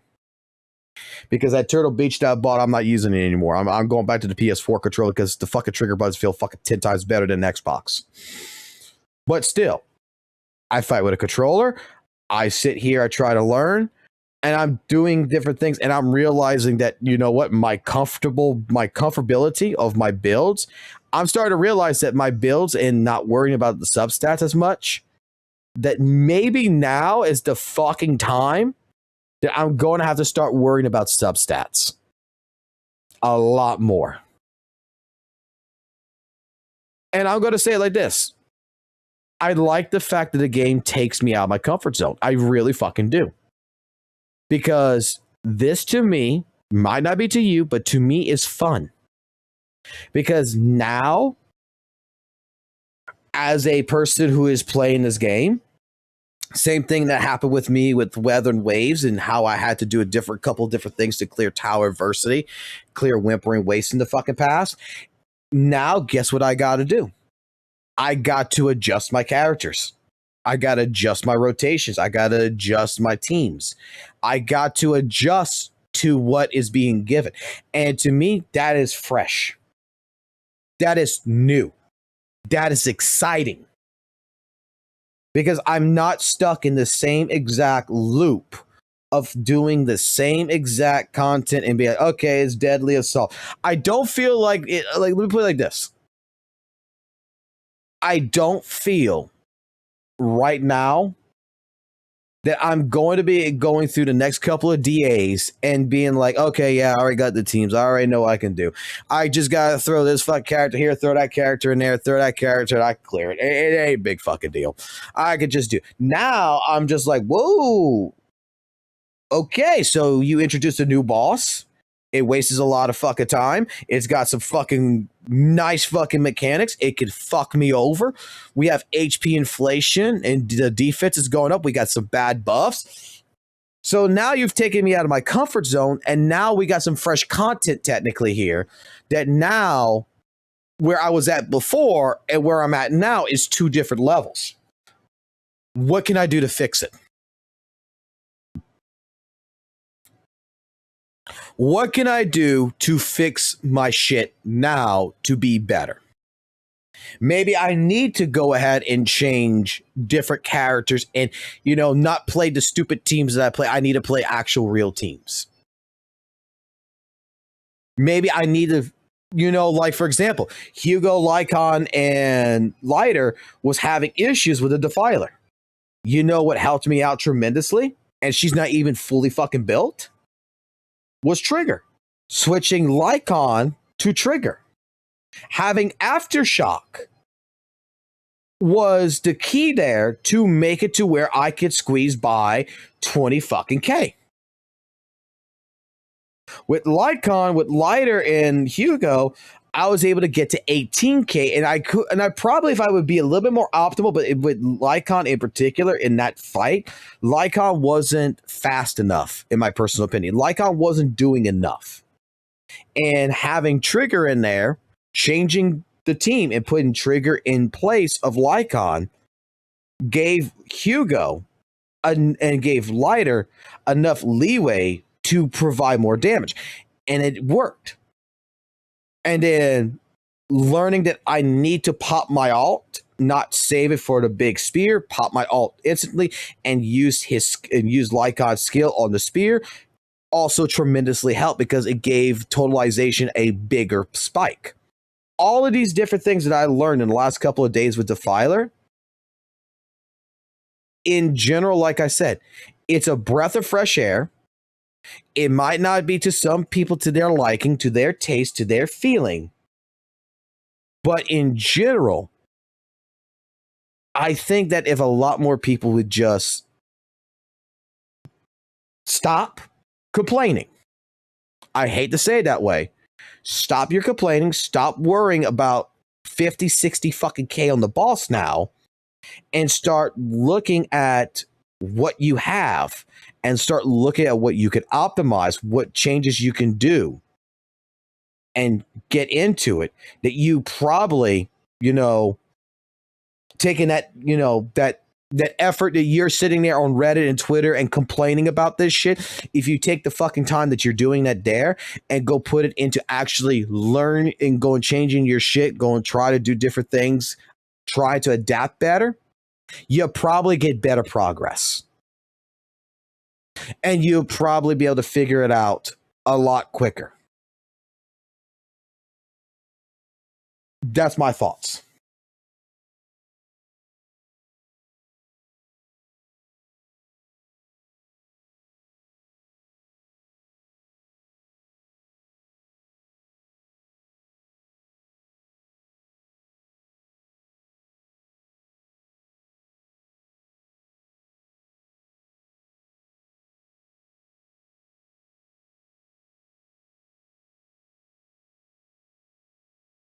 So that's what I got to say about it. Whether you agree, whether you disagree, hey, we're all different people. This is just my thought patterns. I'm not sure how many people will agree with it or how many people will disagree with it, but it is what it is. Now, apparently, didn't we already see this shit?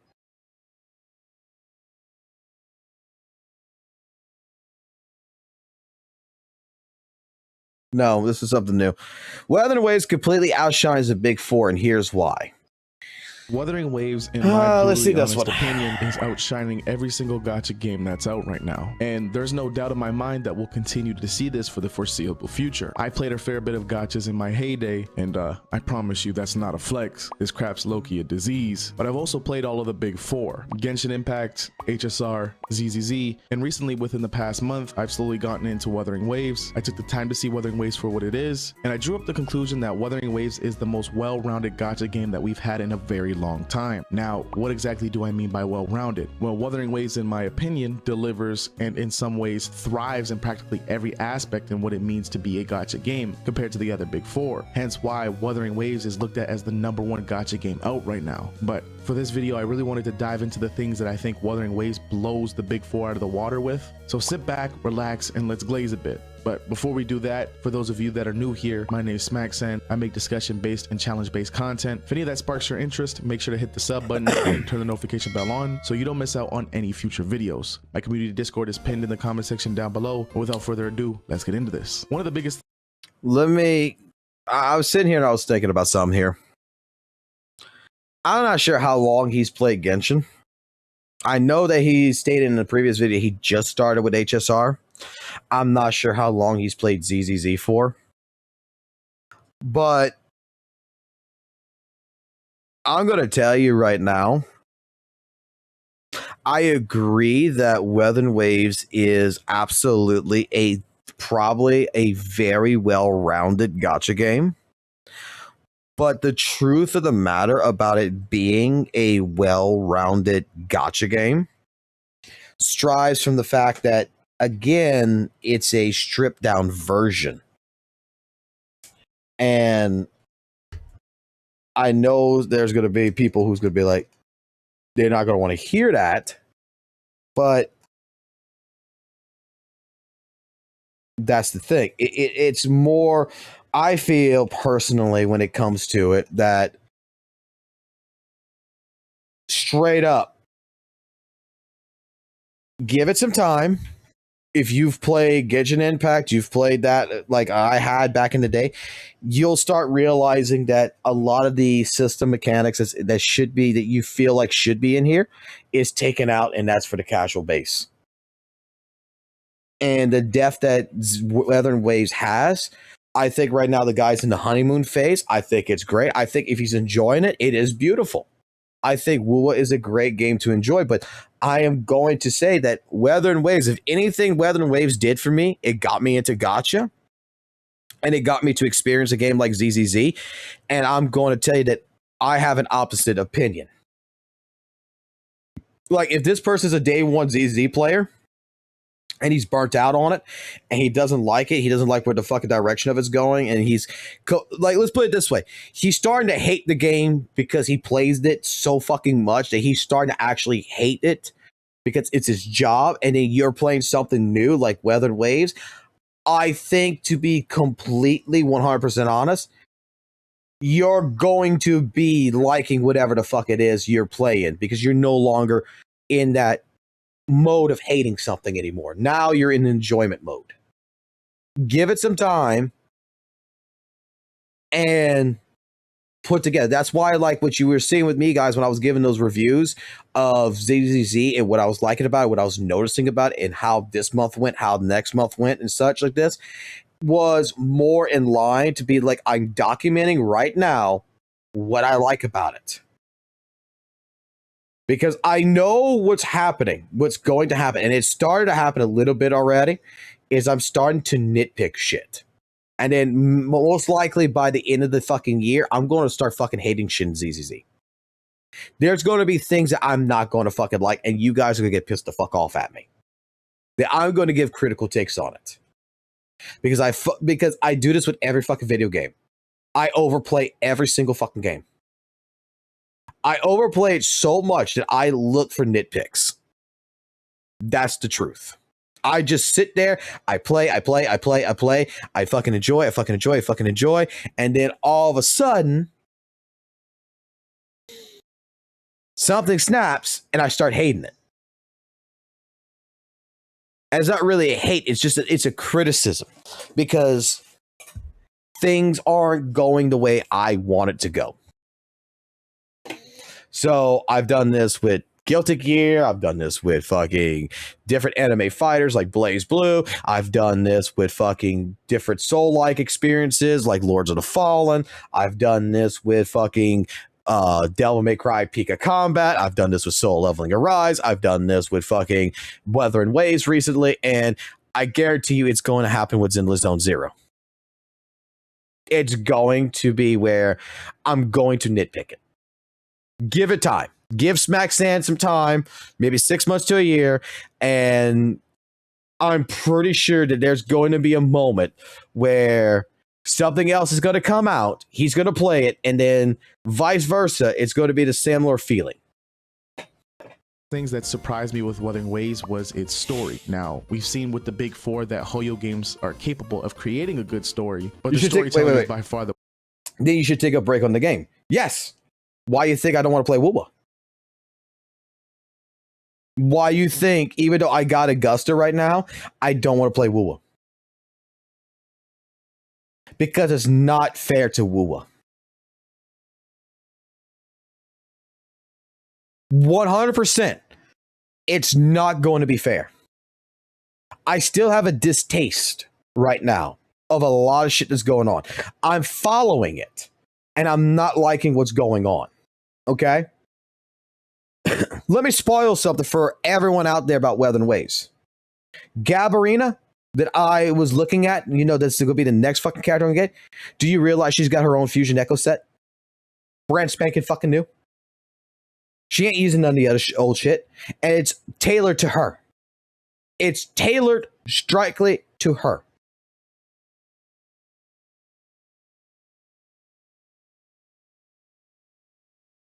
Chang Li's not going to get a buff from that Echo set. Other characters are not going to get a buff from that Echo set. It's like they just, instead of making the disk drive to where, you know, it's universal for multiple characters and stuff like this to be able to utilize, just like it's been so far, it's an Echo set that is strictly for her. And I'm like, this is the direction we're going. We're going to the direction to where we're just, instead of making universal Echo sets that can be utilized on multiple characters, that can be utilized, that can help buff older characters and everything else, and try to, in general, do all this, something that I've been bitching about in fucking 2.0 right now, we are taking Echo sets and we're just saying, hey, look, this new character comes out, it gets a new Echo set. You can use an old Echo set on it, but you're going to want to use a new one. And then the new one's not going to be able to be using the old characters. Sorry. Because they're not going to get a true benefit from it. You can put it on the old character, but like a character like Chang Li with the new Fusion Echo set, it's going to be for Resident Liberation. It's nothing to do with fucking Resident skill.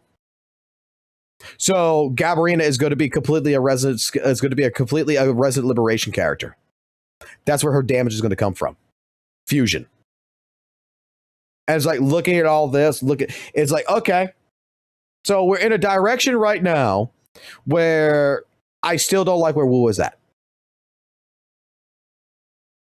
Where the one thing that ZZZ did that I want fucking Weather and Waves to fucking steal is the disk drive system. I want more opportunity to be more universal, to create a unique play style from the Echoes.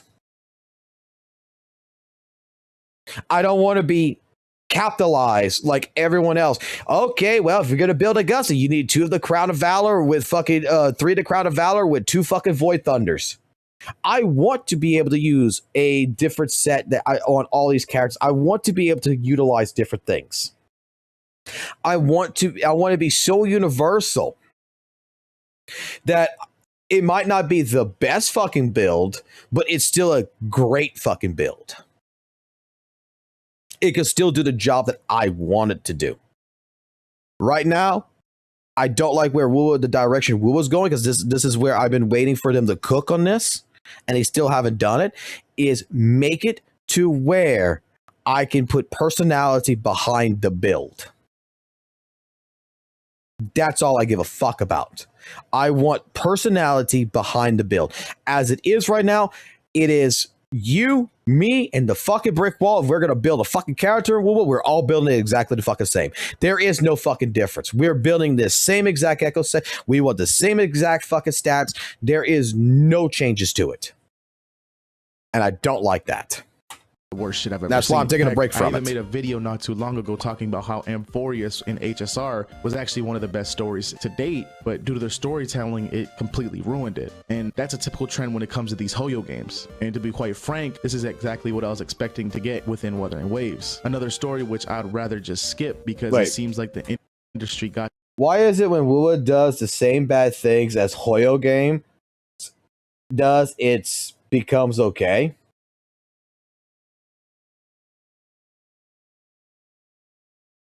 I don't know. Go ask a Weather and Wave CC. It's called double standards. It's legitimately called double standards. Like when the anniversary banners came around and, you know, it was a little bit predatorial with fucking 10 rerun fucking characters, and when fucking something like Genshin Impact did it before and fucking ZZZ and everything, it's like, oh, that's predatorial. It's fucking bad. But when fucking WUWA does it, it's fucking great. It's like, but it's the same shit. Well, that's because WUWA is cheaper to fucking, whale in. That's why. It's not as predatorial. Oh, so just because it's not as predatorial, it's better. A standard for stories Night are market, so low yeah. that we should just expect it to be a hot pile of doo-doo. But boy, oh boy, was I completely wrong. So many gotchas either rush you through the plot or just kind of dumps pages of text in your face. But WUWA somehow gets it right. The story actually feels alive and engaging and gives you the real reasons to care about the characters. And speaking of characters, they're a big part of why the story works. They feel like actual people, not just units you pull for stats. The game takes the time to show you who they are, how they think, and how they grow over time. Every interaction, every cutscene, even small conversations between characters make you feel connected. It feels like you're following their journey and seeing them change alongside the story. The pacing is another thing that hits really well. WUWA doesn't I gotta stop him here. I gotta say this. I gotta fucking say this. I'm sorry, guys. I didn't want to touch this with a 10-foot pole, but we gotta say this. We gotta open the fucking door to the fucking honest truth here. Smack is just only playing fucking Weather and Waves. He's just started. And it's great. Don't get me wrong. It's fucking great. I'm glad he's enjoying it. Like, it might sound like I'm not, but like the foreshadowing I'm going to be put in here. He hasn't fucking played the story long enough to realize something. Go play 1.0 story. I know it sucks. Go play it. Where the fuck is Tao Chi at now? Where the fuck is GN at now? Where the fuck is Calchero at? Where the fuck is half of the fucking characters you've been introduced to? Because you got introduced to Calchero. Don't get me wrong. You got introduced to him with 1.2. Where's Zhang Li Yao at? Where's Camellia at? Where's Shorekeeper?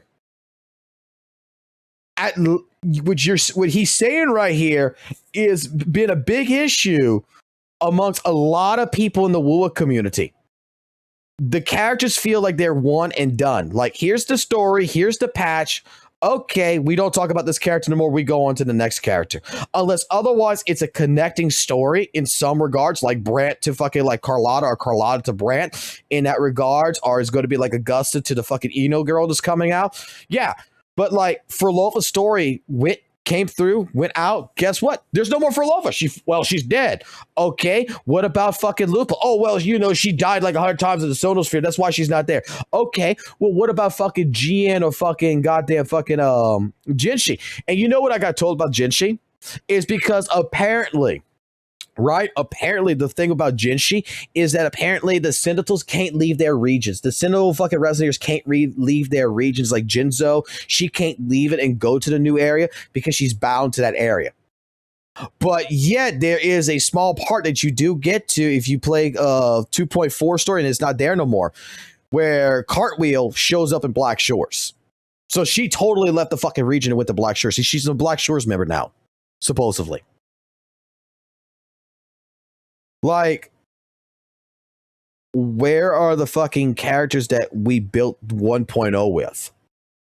Where are the characters that we need to actually, I want to see that. I want to have more conversations with that. I want the world to be more fun. I'm going not to lie. Like, originally, when I played WUWA, I said it was more. I said the same exact thing. He said it feels alive. The characters, everything. When I first played WUWA, I said the same shit. And then I kept bullshitting myself. I kept saying, oh, they're going to fix this, 1.2. Oh, they're going to fix this, 1.3. Oh, they're going to fix this, 1.4.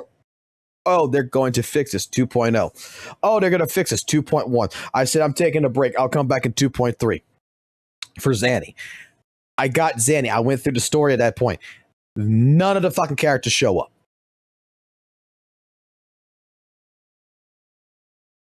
Like, I'm sorry. This is why I prefer ZZZ, because, like, in the latest patch here, an old character from fucking April, Trigger, is showing up with Opal Squad. She might not have many fucking lines. She might not be, too much profit, but she still shows up. It still shows in ZZZ that when you see randomly one of the fucking characters show up on the resort island, like Lycon or something, that you pull for, it still shows fucking respect to you as a player that you pull this character, that the devs recognize that you may still want to see this character. You still may want to have a conversation. The fishing event with fucking Piper showing up. The stuff, like, the characters have shown up in multiple regards. And that is a great thing that I wish Weathered Waves would fucking take into account. But it feels like it's too busy trying to push the next banner story to sell the fucking character on the banner rather than give a fuck about the old characters. Overload you with constant action or nonstop dialogue. Instead, it knows when to give you. Yes, Police Girl is a 1.0 character is in the Seed trailer. They still have a respect for those characters. They still show up. Dude, I want to know what the fuck happened to GN after the fucking bullshit with everything. Like, if you remember doing his companion quest, the dude was sitting there basically in tears with his fucking team, Remembrance and everything else. The general is still in the PTSD format. Is he still standing there with the fucking goddamn fucking grass in his hand and fucking praying to his fucking people who are dead? Like, I mean, a lot of time has gone by. I'm pretty sure, you know, he should be doing something. Can we not get a little bit of an update on him? Quiet moments and when to hit you with the big emotional payoffs. Those bigger moments actually feel earned and they hit way harder because the game takes its time building up to them in a proper way. In my opinion, what really makes WUWA's story stand out is how emotional it is. When characters reveal something personal or go through change or face a challenge, it actually lands. It feels real because the game has earned those moments by letting the story and the characters develop naturally. At the end of the day, gotta pause it again. Don't want to, but I gotta pause it again. I agree with that for 1.0. I agree with that sentiment since 1.0. After 2.0, I don't agree with it no more. And there's a reason why. I'm not sure how many of you are going to disagree with me on this or agree with me, especially if you're a WUWA player. I'm not sure how many of y'all are going to agree or disagree with this sentiment that I'm going to tell you. Every fucking patch since 2.0, there is some story that is always fucking an emotional breakdown. Every single one of the stories is like this character, whether it's Carlotta, whether it's Brant, whether it's fucking goddamn Frolova, Cartwheel, fucking Lupa. It is always the same story plot. It's like every single fucking patch is like, okay, we're basically going to go from our introduction to the fucking ending here to where it is going to be an emotional fucking attachment. It's got to be fucking always fucking emotional. Like, I'm waiting for a fucking patch to happen to where it's like a fucking, you know, a tournament section, you know, it's a lighthearted tournament section. There is no impact. There is no fucking like major fucking enemy. There is no fucking dark fucking bullshit that, you know, it's just like, hey, it's like the fucking festival of 1.2. You break the monotony up. You know, it's just a fun patch. It's a fun main quest story. We got all together with all our fucking friends and everything from the fucking 1.0 days, and we're sitting there, we're eating a fucking meal. There's no fucking deep, dark, fucking depressional fucking villain or something trying to fucking kill us or whatever. You know, every single, like, fucking Carthea, fucking Frolova, fucking Lupa, fucking Augusta. It goes into the introduction, it goes to the fucking end, and then we got, and it's like straight up, it is the most dramatic fucking sequence. Like, Rover is dealing with some psychotic fucking bitches that have some fucking problems. Can he not just find himself a normal girl who just wants to go on a fucking date? That does not need to be the damsel in distress of some sort. At least he was smart enough to let Frolova fucking drown. Hey, Wuthering Waves doesn't just have a story, it has story that actually matters. One that makes you want to keep playing, explore more, and see what happens next. It's immersive, it's satisfying, and it's a huge part of why the game feels so special to me. It was definitely something new to me. Experiencing a good story within a gacha game, who the fuck knew? Another major, like, okay, let me put like in ZZZ terms, right? Over what I just said. Who remembers playing Bellabog, right? And going through the entire Bellabog, it was like, you know, very much a nice moment. It went into a dark moment, and it went into the ending where Coletta and everything with fucking Hero and fucking doing the shit, right? What was the next patch after that? It was the police fucking shit. It was Naps, right? It was fucking clanking police girl. It was lighthearted. Then you got the other side story with Jane Doe, which came in next. But for their part, it broke it up. That's why I like ZZZ's story so much right now, is that it has times where it is action-packed, emotional, break up the emotional factor, break up all this shit, and move on to the next part and start building it up again. We're not facing a fucking disaster every single fucking patch. It at least builds it up. In what's happening with WUWA, every single fucking patch, it's a goddamn disaster. And it's kind of boring. The next 3 patches coming. The next 3 patches is going to be the same shit. It's going to go into this entire scenario where, like with our next chick, the Moon chick, it's going to go into this deep depressional, fucking emotional, over the top, dramatic fucking story. The next one after that, dramatic fucking story. The next one, if you even seen the clips of that one with the guy fighting and everything, it's going to be dramatic as shit. When does fucking Rover get a fucking vacation from the bullshit? At least in typical fucking stories, there's downtime to give the hero a chance to revitalize. All these patches just want to keep throwing the same basic plot out. There's danger. And I'm not gonna lie, it got fucking boring. Like, at least that's why I said, like, that's one thing that I would like ZZZ. I was expecting ZZ to do the same shit, but it didn't.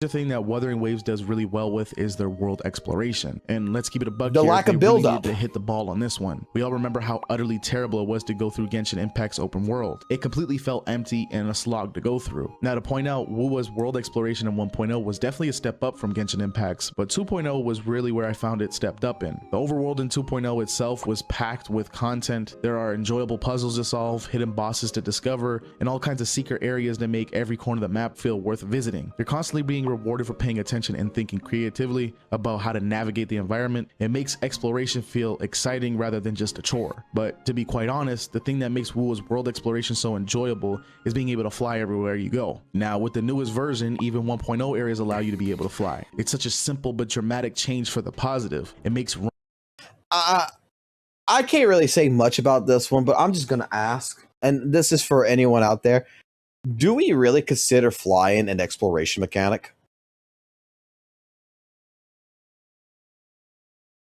Like, I'm this is a hard one for me in WUWA. Like, I love flying. Don't get me wrong. I love the flying in 2.0. Renocine, when I first played flying, it was like, oh my God, this is fucking amazing. But honestly, I just feel like after the honeymoon phase went away with flying, that it like, it's not real. I don't feel like it's like a true exploration. Like, I just feel that flying, all it's done is just basically, it's a cheat. It's just said, just get to the fucking end. Like, I don't feel that it's truly an exploration mechanic. I feel like it's basically the same principle idea as fucking teleporting to the next location. You're just going to skip so much shit just to get to the next spot. Like, running up walls, climbing the walls and running up the walls, moving around the ground, having like mounts or something that you got to traverse the land. Like, exploration, to me, a true game that actually does like exploration correctly, and I fucking hate the game, but I fucking love the exploration in it, is fucking Death Stranding. FedEx fucking simulator. Building bridges. Crossing the fucking land. Crossing that huge ass fucking map. Finding different ways of getting from point A to fucking point B and using your brain. Like, some of the best times I had in WUWA was trying to figure out how to get, like, those fucking little bells and shit. Like, in, for example, like, okay, I found a high-ass fucking mountain, right? I used GN with the glide. There was no fly, right? So you're just gliding. I found the highest mountain because there was a fucking little bell that was on top of the roof. I forgot what it is, but in Tethys Deep, that it was right on top of the roof. And I did not realize that I had to talk to the Kurobot to teleport up there. So I knew it was up there. I just did not know how to get to it. So I climbed the highest point and I glided my ass all the way across. I ate food for stamina just to go get as far as I could. Use GN's fucking spear to go, hya, hya, glide, hya, hya, glide until I got on top of the roof. Like, I found a way to get onto the roof without teleporting, and then later I found out I could teleport. I was bitching about it. Like, to me, that's exploration. It's finding ways to get around shit. Using your brain, not just fly. Just saying. Roaming around and exploring new areas actually enjoyable, and also in turn this speeds up yeah, player using to and fro progression when rise. trying I've done to that. 100% certain areas. Overall, flying was just an amazing quality of life upgrade. Another huge reason why Wuthering Waves shines is just how free-to-play friendly it is. And honestly, this is one of the biggest things that sets it apart from other gachas in the big four. First off, let's talk about pity. In most Hoyoverse games, the pity is set to 90 pulls before you're guaranteed that 5-star. WUWA cuts that down to 80 pulls. That might not sound like a huge difference on paper, but it adds up fast. Over time, you're saving a ton of resources, and that makes chasing characters feel so much more doable without having to spend. Then there's the weapon banner, and this is a game changer. In other gachas, the weapon banner is a trap with multiple featured weapons and no true guaranteed for what you want. WUWA fixes that. Here, the weapon banner is actually guaranteed. If you're going for a specific weapon, you don't have to gamble endlessly. You know exactly what you're working toward. And that kind of transparency is huge for free-to-play players who can't afford to waste resources. On top of that, WUWA is generous with its free income. Each patch hands out a steady stream of pulls through story content, events, exploration rewards, and login bonuses. Take on this. I don't think that WUWA now is free-to-play friendly. I think previously, 1.0 to 1.4, it was more free-to-play friendly, to be completely honest. Okay?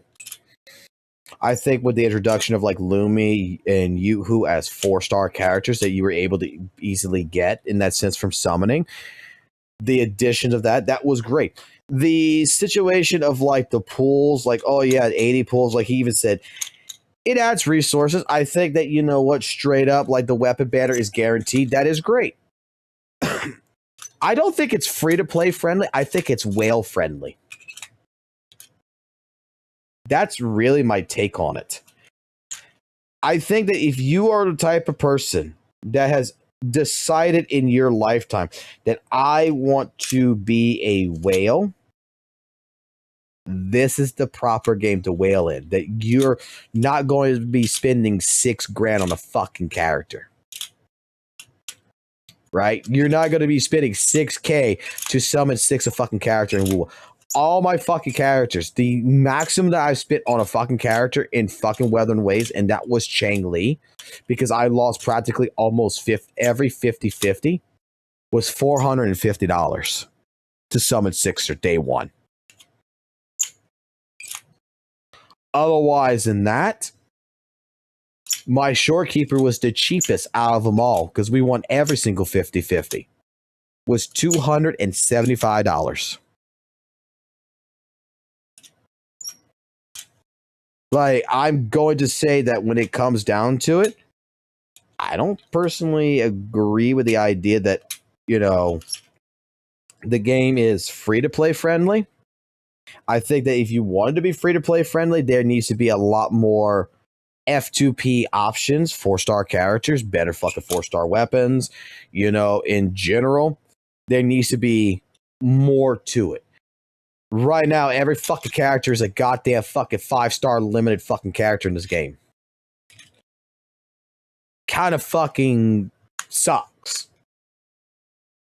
It's not a trickle. It's enough that patch to patch, free-to-play players can realistically grab the characters or weapons they've been saving for. You don't feel locked out or like you're constantly falling behind if you're not swiping your card. And the best part, WUWA's skill-based combat means that even the free characters you start with are strong enough and viable. You don't have to chase every banner to succeed. If you're smart with your pulls, plan a little, and make use of what the game gives you, being free to play and still building the team that you want is 100% achievable. At the end of the day, WUWA respects your time and your wallet. With lower pity, guaranteed weapons, and a steady flow of free pulls, it proves that you can enjoy the game to its fullest without spending a dime. And that's something the gacha space desperately needed. Now we've got to talk about another DNA's got that covered though. And that's their character designs, in my opinion. In the gacha space, character designs are everything. It's what makes people pull, what makes them connect with the world, and what keeps them coming back. And honestly, WUWA makes some of the best character designs I've ever seen yet in a gacha game. What makes them so good is that they're not just flashy for the sake of being flashy. Every character feels intentional. Their outfits, their color palettes, even the way they animate all tie back to who they are. You could take one look at it. You can take AI for that. Get a sense of their personality, whether they're calm and composed, fierce and battle ready, or playful and lighthearted. Compared to a lot of other gacha games where characters can sometimes feel like they're designed just to sell banners, WUWA's roster is cohesive. The designs actually make sense within the world while standing out enough to be memorable. There's this balance between style and functionality that makes them believable, but still exciting. Another thing WUWA nails is variety. You're not just looking at slightly different spins of the same archetype. The cast feels diverse, not only in their visual aesthetics, but how the designs connect to their combat style. A character who feels heavy and powerful looks the part, while someone more agile and fluid has animations and outfits that reflect that energy. It creates a sense of harmony between gameplay and design that a lot of games don't always get right. And let's be real here, they're just simply cool. From their weapons to their animations to the finer details in their clothing, WUWA's characters have this sleek, modern meets fantasy look that stands out from what we've seen in games like Genshin, Honkai Star Rail, or ZZZ. They don't feel like copies of each other. They feel like a cast that you want to collect, not just because they're strong, but because you're genuinely interested. At the end of the day, WUWA shows that character design isn't just about making characters look cool. It's about making them memorable, meaningful,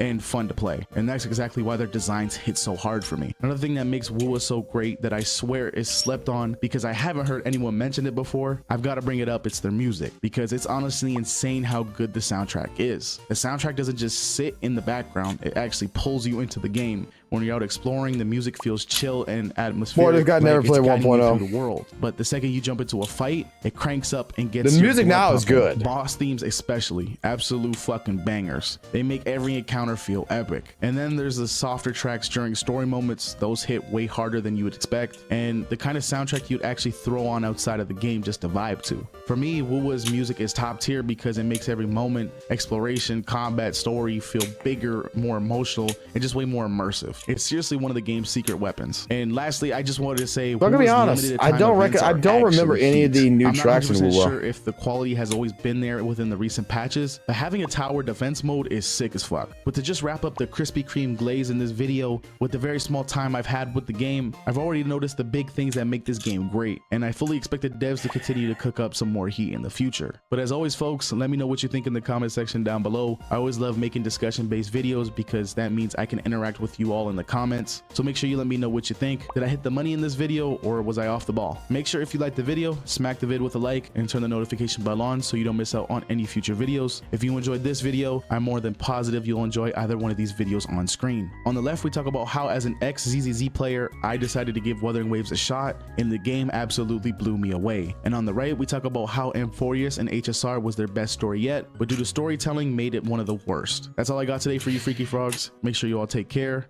Stay safe, stay blessed, and I'll catch y'all on the next one. Peace.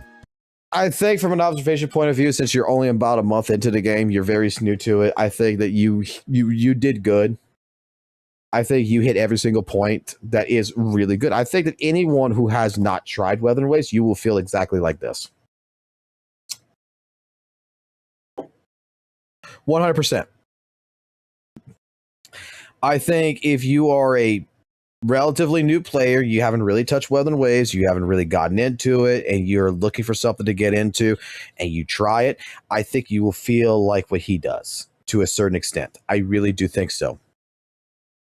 I just want to see if he's going to keep up with this feeling, because right now it is the glaze phase. It is 100%, dude. Fucking WUWA can't do nothing wrong at this point, especially if you're tired of fucking another game. I think 100% it is what it is.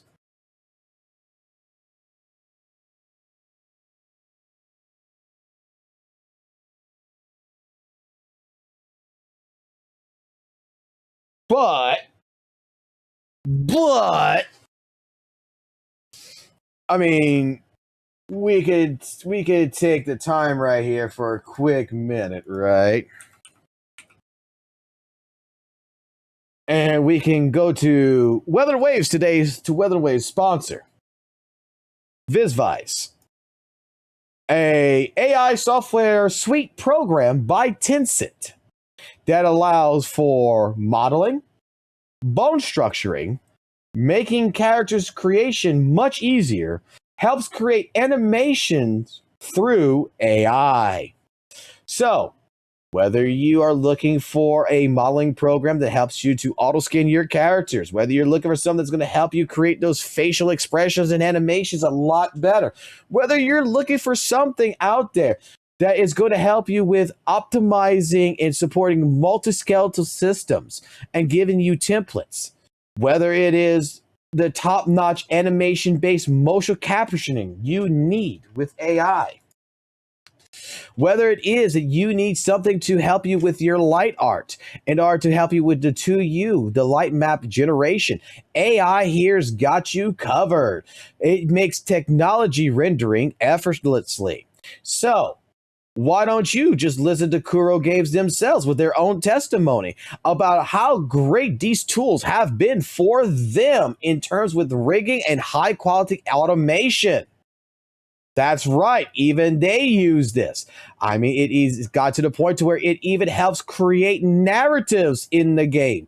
It helps to go ahead and rapidly develop the NPCs out there. It solves dynamic environment interaction challenges, and it gives them templates to different mechanics of what they need. So not even then, we could take feedback and we can create a narrative using Game Air. Or if we really need to go into it, we even have the ability to go ahead and create different things, such as Art Air, to go ahead and use it to where we can automatically help with level design creation using AI, cleaning the asset labeling. Yes. No, I'm good. So, again, why don't we take the time to thank that of Viz, the vision of those that gets wise, a product of Tencent that Kuro Games is utilizing right now for the development of Weathering Waves. Thank you.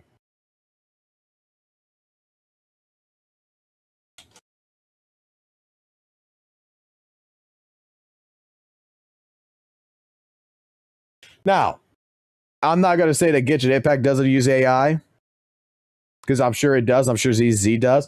But it's just fucking hilarious that there is people out there who think that fucking Kuro Games does not use AI. There is 3 patents under Kuro Games themselves, which actually one of the biggest patents they got, which is fucking amazing, is that every time you provide feedback, it generates from your feedback the architect, the landscape, the building designs, the lighting designs, as well as even the character models as templates for Kuro Games to use from their own library. So they don't even have to generate the character. They could just go to a feedback, feed it into the system, and it generates from that system what the mass majority of players would like and puts it together. It's fucking amazing.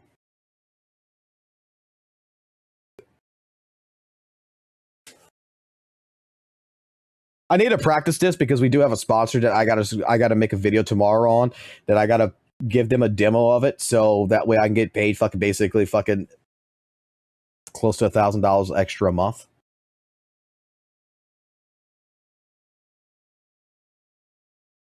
I'm a guy who fucking loves AI, man, and I hope the fucking god Kuro, fucking Genshin, fucking ZZZ, they all fucking utilize it even more. Now, next video to go into before we get into our fucking next one after this, which I'm really not really looking forward to because I want to sleep. I might just save it for tomorrow. But let's say what AMZ has to say, because no, apparently Whimpering Waste is not fixed with this update, where there's been several Weather Waves content creators out there that's been saying that Whimpering Waste has been fixed. Well, apparently, maybe this person here, because apparently he says in the description, in this video, I crash out about the new WUWA changes and give my thoughts on the core problems of the game mode. Let's see if he's busting or capping. Everyone, back from a video here, and today this video is going to be a bit different from my usual videos. Now usually on my channel I just make fun Wuthering Waves videos, playing the game, doing some challenge videos, doing some events and all of that. And well, I was planning. Wait. Use AI as a tool, not as the creator. I gotta show you something then with Vice Viz. I gotta show you something real quick. You know how the fucking cinematic videos in fucking WUWA is like actually so fucking dramatic and shit, and it's fucking actually really fucking good? Right? Let me go find this. Which one was it? Which one of the tools was it, guys? Like, it's fucking amazing. It's Motion Blink. AI-powered professional 3D animation. Take a look at the animation in this. Take a look. How much faster can it go?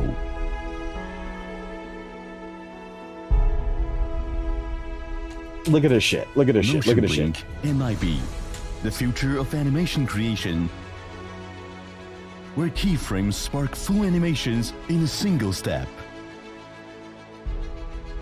Bid farewell to tedious frame-by-frame manual adjustment. Motion Blink MIB automates keyframe animation with a large motion generation model capable of auto-interpolating gaps up to 1.5 seconds automatically with up knows to the low character's level precision. walking. Powered by an exclusive pose library and a collection of keyframe presets, Motion Blink generates 200 frame animations in 4 seconds through dynamic keyframe placement and AI interpolation. Industry's first production-ready large motion generation model. From nuanced character movement to complex multi-joint kinematic sequences, Motion Blink MIB delivers frame brilliance. Motion Blink MIB, redefining professional animation production flow. Motion Blink. Create motions in every blink. If I go to the documentation, I believe it said that like something like this legitimately took like, look, you go to the documentation, you want to see something fucking funny, you want to see something fucking about the AI documentation, look what's on here. Look what's on the end. Look what is on the fucking AI fucking tool itself.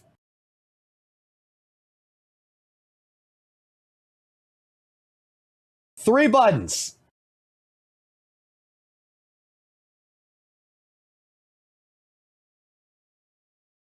And it can automatically go ahead and do the fucking shit for you.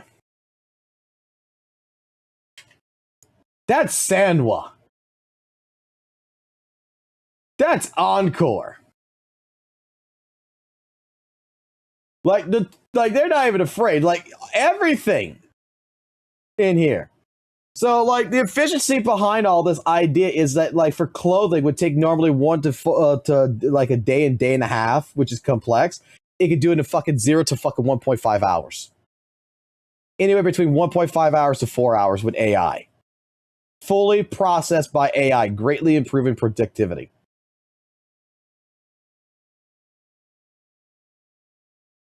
Like, this shit is fucking amazing. All of this is fucking awesome. Like, I am not even shitting on WUWA, man. I am just bringing this up because this is absolutely the fucking coolest shit.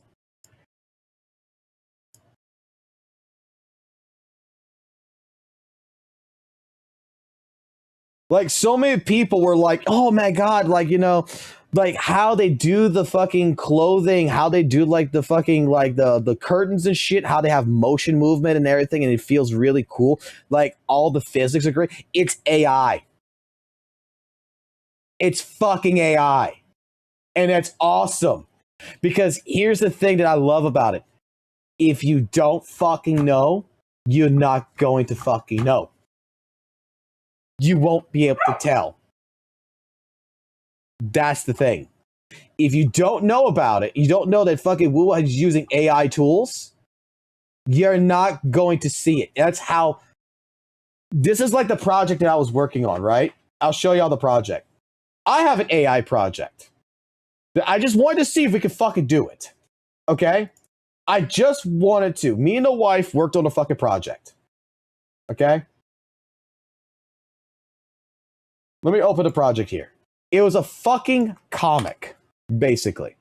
Can I open this in the gallery? Like, can I just use mouse or whatever, move it? No. What can I do to open this up in a slideshow? I want to open this up as a slideshow of some sort. Fuck it. We'll just do it like this. Okay? Open this up right here. So, me and the wife worked on a fucking project. And the idea behind this project was to try to create a fucking manga, right? A fucking webtoon fucking thing, post it up and see if we could trick people in a sense to see if they could tell it's made with AI or not. We had people look at this shit. I had like 40 fucking people look at this shit and go through every single one of these that they could not actually pinpoint the fuck ups in AI. Like it was so fucking goddamn hard to actually make this, to be completely honest, because I had to do on purpose to put fuck ups in it. I had to use black shading to hide fucking things to create this. I had to do on purpose to fucking change a couple different things to make it look like there's some fucking digital fuck ups. Like it would be actually hand drawn fuck ups on purpose to actually make this shit look as best as I possibly can to try to trick someone to make them question whether or not this was done in AI or not. I needed consistency, which is something AI is not good at. But I found the tools, I figured out how to fucking make things legitimately as consistent as possible. So that way, the typical AI comics that were out there that you could tell is AI, dude, this passed fucking several fucking judges. And then after it fucking passes several judges, before we actually fucking finished with the fucking competition, I fucking alerted them that it was AI, to which I got disqualified. Which is what was supposed to fucking happen. But it was to be the fucking thing to try to showcase that AI, it can get so good to a fucking point that several fucking judges at a competition that we work on, this is what I was taking a couple of breaks off of fucking Web and Ways, was going to let this fucking bypass. And I thought it was brilliant. And that is the same reason why I fucking loving Weather and Waves, is because there is so much shit that's being done in AI in the fucking thing that you cannot fucking tell. You're questioning it, but you had no solid fucking proof to actually prove that it was done in AI. Well, guess the fuck what? We have the proof that it was done in AI. And at the same point in time, it's like, it's fucking a great fucking tool to showcase that, yeah, it's possible.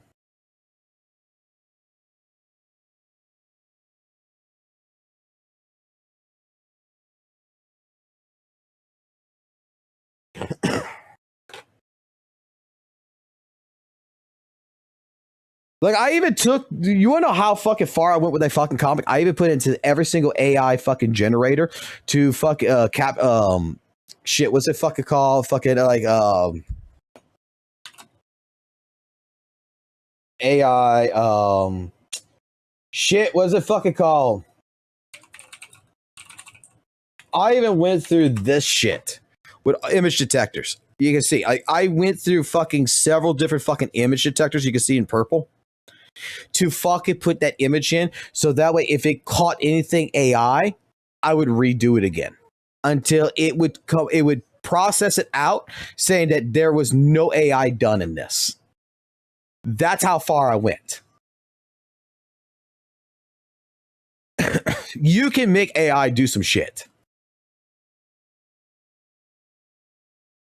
but a good portion of WUWA is made in AI. And even Kuro has testimonials to this shit. There's another fucking tool that they have access to.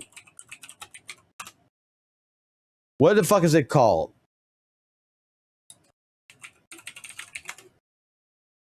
Starts with a G.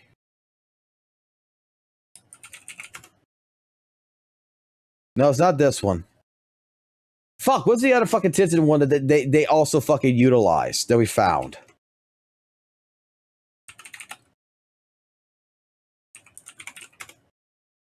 Genix. Here's the other one that fucking Tinted gives to their fucking people. You know what's cool about this one? Like, even Call of Duty uses this shit. Okay? You know what's cool about this one? And you guys are gonna fucking shit your bricks on this one if you don't know this. This is the fucking one that allows for playable city generation, AI NPC, utilizing cross-model generation. We can automate the creation of NPCs, including generation of the character's appearance, motion, voice, along with behavior simulation and natural dialogue and narrative enhancement. They even have Genix effectively generates a wide range of story plots with AI to enrich the game world and extend player session time.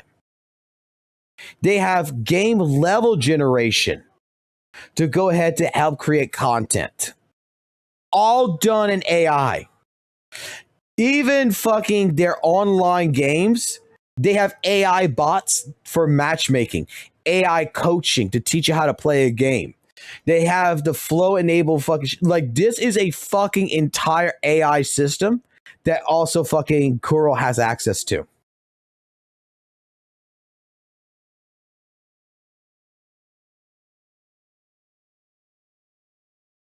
Welcome to the world of AI. Like when we were talking about, you know, the level design in WUWA, if you go to Septimont, okay, listen to me carefully. You play WUWA, go to Septimont. Go to the fucking hotel room that you go to, the one with the fucking window and everything. Go outside the building and climb and fly and get on top of the fucking building. Get on top of it with the glass roof. You'll see plants in there. But look at the light source that is shining. And it's better to see it at night. So make sure you're at nighttime when you're doing this. And look straight down at the fucking goddamn shit. You're going to see a light source that does not reflect anywhere in the world. It was AI generated to you to create the perfect lighting scheme for that building.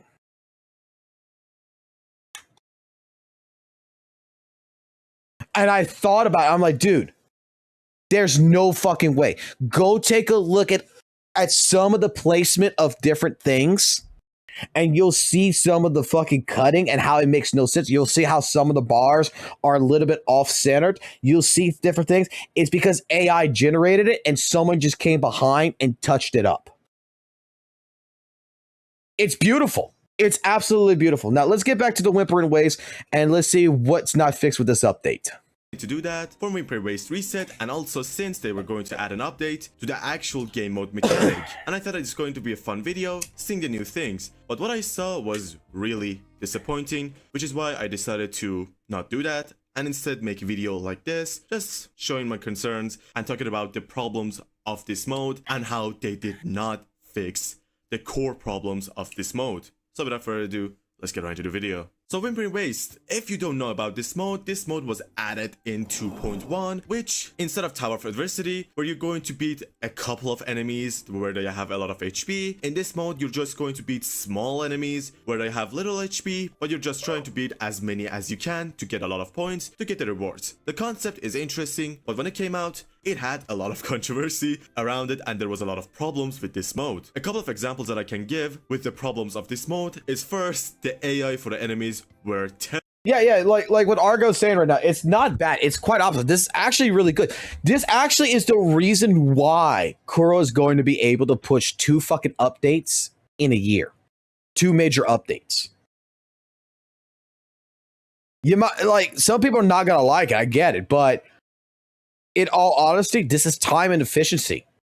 This is really good in terms of game development because it's taking shit that would normally take days to create and doing it in hours.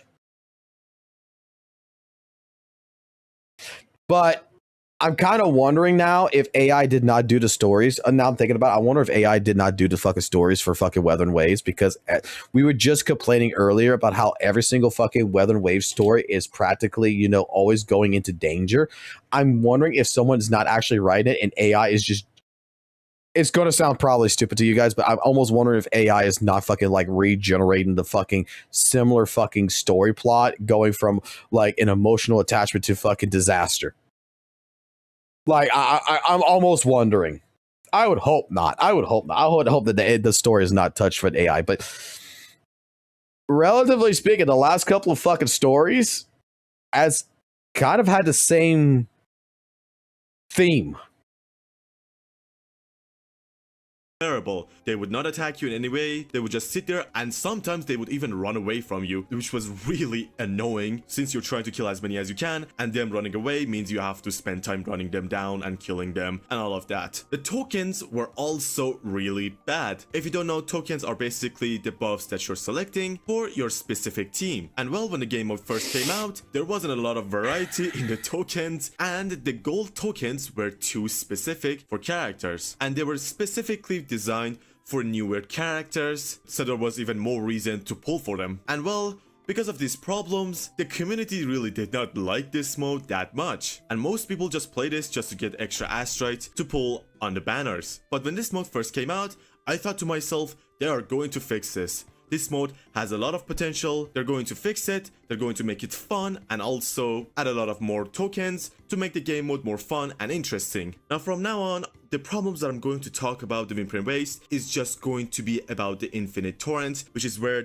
a lot of problems are. The previous ships are not that hard to be honest, and with a decent account, you can get full rewards from these ships. The main problem is with the infinite torrent, which is supposed to be the hardest part of this mode. So basically like the middle tower of Tower of Adversity. And well, there wasn't a huge update for Whimper and Waste for a long time. They added some small things, they changed some tokens and all that, but nothing was really changed and it was stayed the same until the last patch, which was 2.5, where they basically increased the HP of the enemies in the infinite torrents by a lot. They increased go back. I never. So the HP jumped from 84,000 to 148. The mushroom in the upper half went from 170 to 328.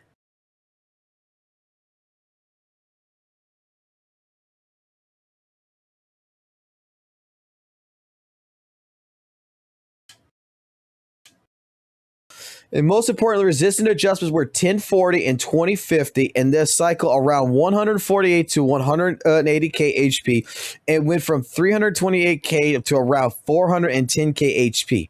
And we're bitching about fucking ZZZ's HP inflation.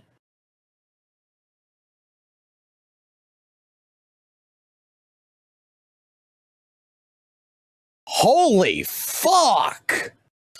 I thought it was like fucking, it jumped to fucking 84k. I thought it was like a fucking like 50k jump to 84 from what I understood. I didn't realize it was that fucking huge of a fucking jump. I thought it was like a 20% increasement. I was thinking that fucking people in WUWA were fucking bitching over nothing. God damn, I'm wrong.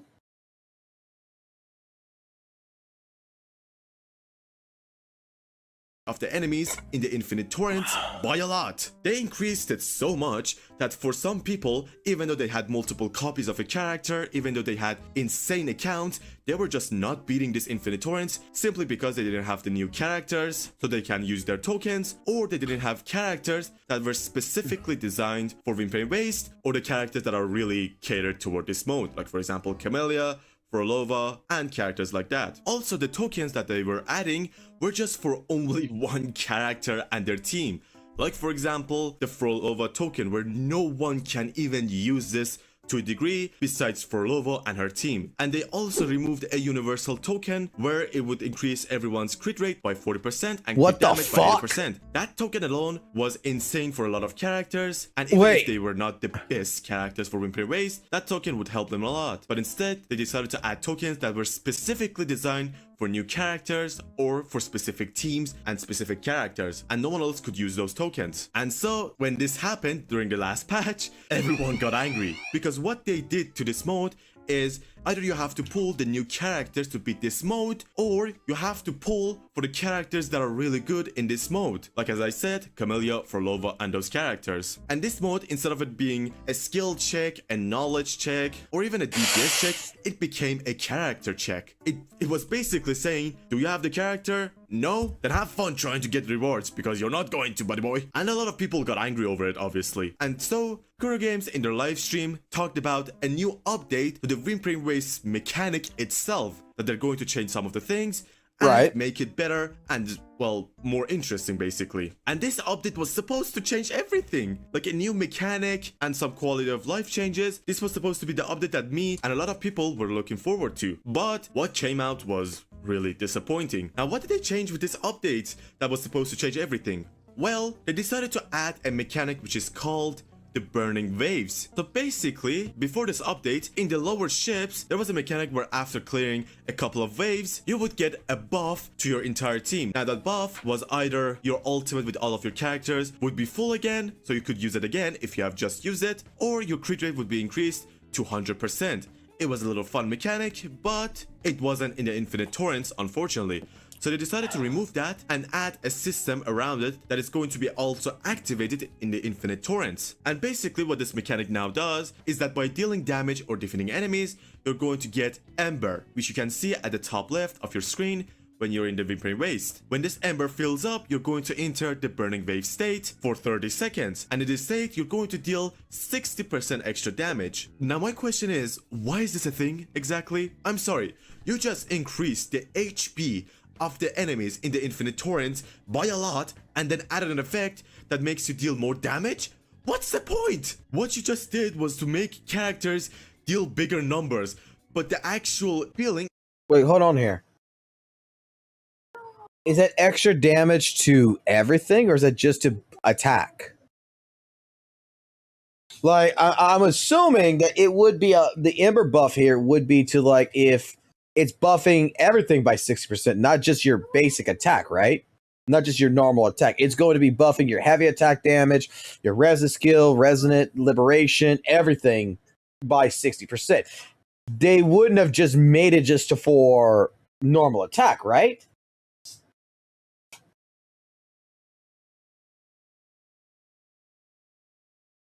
I would hope so.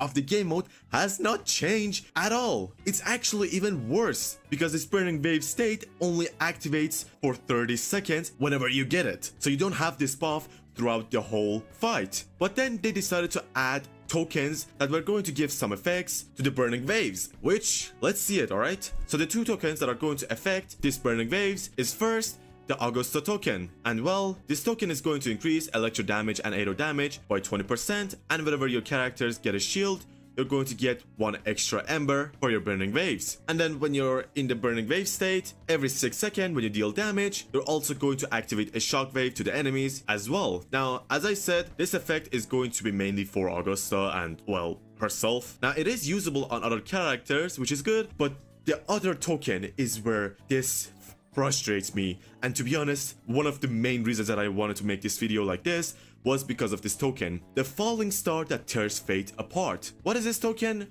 Well, the burning wave state becomes permanent. Wow, what a deal. This seems amazing. While in burning wave state, resonators deal 50% more damage. Now this token seems amazing, but there's a huge catch. It says that it becomes permanent, but when you try it, you realize that you have to actually get the burning wave state for it to actually become permanent. Now, what is the problem with that? Well, to get the burning wave state, you have to deal damage or defeat enemies. So I'm sorry, who is this token exactly for? There were two main problems with this game mode. The first one was that there are only 2 ways that you can beat this mode, either by pulling the new characters and using their tokens, and even if the character is not really good for Wimpy Waste, the token is going to carry that character through it. Like for example, Augusta is not good for Wimpy Waste because when you're in her ultimate and the time freezes, the next wave of enemies are not going to spawn. So if you kill all of the enemies in that wave, the next wave is not going to spawn. But with this token, now you can get a full reward. And the other way that you could clear this game mode was with characters that were designed for Wimpy Waste or were really good at it, like Frolova, Camellia, and characters like those. And if you want to use characters that are not in these first two groups, well, you need to give them insane stats, whether that be from echoes, signature weapons, or even sequence notes. And even if you do that, it's not guaranteed that you can beat this mode. Now, the problem with this token is that it's not going to buff every character. It's just going to buff the already good characters for Wimpy Waste. And I'm sorry, those characters don't need a token. Those characters could have just used Plunder Captain Seal to beat the mode. So who is this token exactly for? Because if you use this token with a team that is not perfect for this mode and need the help of their token to beat it, well, it's not gonna do anything. Because then you're gonna spend 2 rotations to activate your Burning Wave state. And that means for the half of your Wimpy Waste time, you're just trying to get the buff from your token. For example, this team, Zhang Liao, Yanlin, and Shorekeeper, before I was able to get full clear with this team, with the token that would give 40% crit rate and 80% crit damage. Now ever since they removed that token,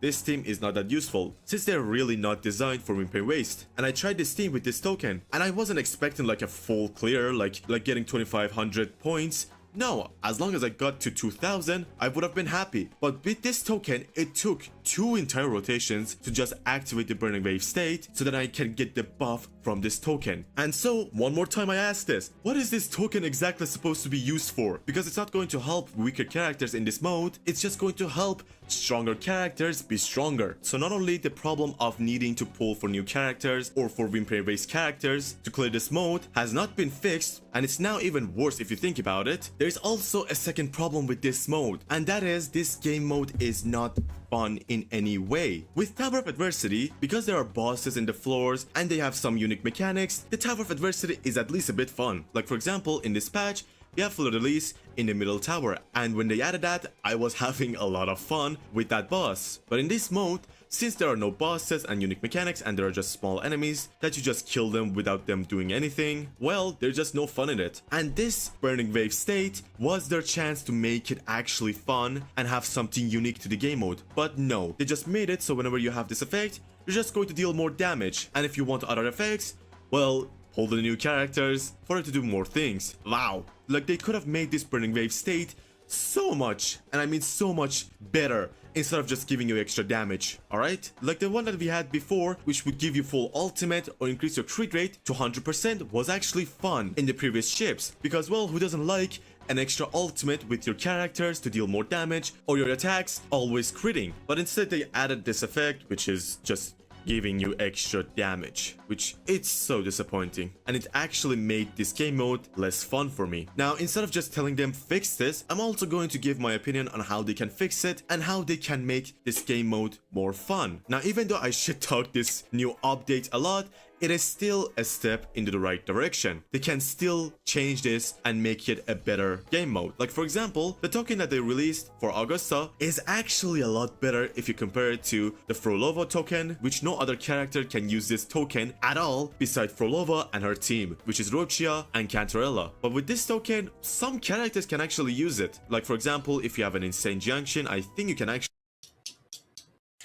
See, it grants 20% electric damage bonus and 20% aerial damage bonus. When the activated resonator gains a shield, they additionally gain recover ember. Okay, you can't use that. So this is only for Augusta. When the active resonator deals damage while in burning waves state, they unleash an AoE attack dealing electric damage of 24% of their attack in total, triggered once every actually use this token and actually clear it a lot better. So this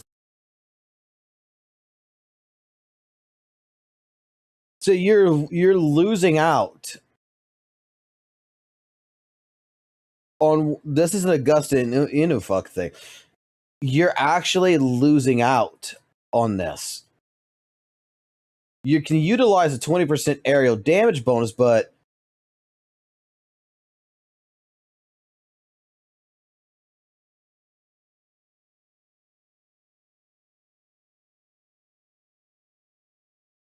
That's not much. token a good step to the right direction. Not this one though, I'm gonna be honest. So even though this update is bad, it's still possible to make it good. And here's my recommendation. There are two things that I want them to change. First one, make the tokens be usable on other characters. I don't mind the tokens being insane on the new characters. This is a gacha game at the end of the day, and they want to make you want to pull the new characters. I don't mind that. I just want these tokens to be usable on at least some other characters, alright? And be actually usable on them. Something like Tower of Adversity, where the middle tower is specifically for the new character, but other characters can actually use it to their advantage. Now, this is something that a lot of people has been saying, and I'm not going to spend a lot of time talking about the tokens. Instead, I want to talk about the Burning Wave state. And here's my recommendation on how they can fix this new mechanic. So a change that I think would make this mechanic far more interesting is whenever you enter the Burning Wave state, instead of giving you 60% extra damage, it's going to give you 30%, 40%, around those numbers, extra damage bonus. And instead, they can add a second effect to the Burning Wave state. And the second buff can be changed by the player and by using different tokens. So instead of having just one token for each row, there are going to be two tokens instead. One token is going to be the one that we have right now for the characters, where it's going to increase electro damage bonus, heavy attack damage bonus, all of those things that we have already now. So basically the usual tokens. The second token is going to be only about Burning Wave state, and it's going to be usable on every character. It's not going to increase your heavy attack damage bonus. They're not going to do that. Give you elemental damage bonus and all that. It's going to be usable on every character, and it doesn't have to be a lot of tokens. It can be just 3 or 4 tokens instead. And a couple of examples that I could give for the second effect of the Burning Wave. It'd be great if it did, but they're not going to do that. One of them could give you full ultimate. One of them could give you 100% crit rate. So basically the buffs that we had before this update. Another token that they could add is one where whenever the Burning Wave state activates, the time is going to stop and enemies will freeze in time. It's basically like Augusta's ultimate, but this one is actually going to let you spawn the next wave of enemies. So basically the upgraded version of Augusta's ultimate. And it's going to make it easier to kill enemies, and you don't have to worry about grouping them up or them running away. And the last token example that I could think of is one where whenever the Burning Wave state happens, you're going to lose 80% of your HP for all of your characters, and each time that you recover HP with your characters, you're going to deal a shockwave damage to all of your enemies as long as you're in the Burning Wave state. So basically the shockwave is going to be like the Plunder's Captain Seal, and it's going to deal damage to the enemies. And basically this makes it so if you have a good healer and you can recover a lot of HP, then this token is going to be really good. So yeah, this was the idea that I had for this mode and how they could fix it. If you have any other opinions, if you have any other ways that they could improve this mode, let me know in the comments down below. Now, one last thing that I wanted to talk about before ending the video is that I know that some people are going to go in the comments, or they're going to think that this is just one endgame mode and it's just the infinite torrents. Why do you care about 100 asteroids to begin with? It's not that deep, you can just ignore it. And well, here's why this is actually more important than you might think. There's a saying where how you do one thing is how you do everything, or something like this. I don't know if it's the same exact words, but anyway, basically this mode is one of the main parts of the game. It's one of the this guy sounds like Argo, where it gets refreshed every 15 days. So it's a core part of the game, and it feels like trash to play it. And if they can keep doing this, well, what if in the future they do it to the Tower of Adversity? The last tower reset that we had, which in the middle tower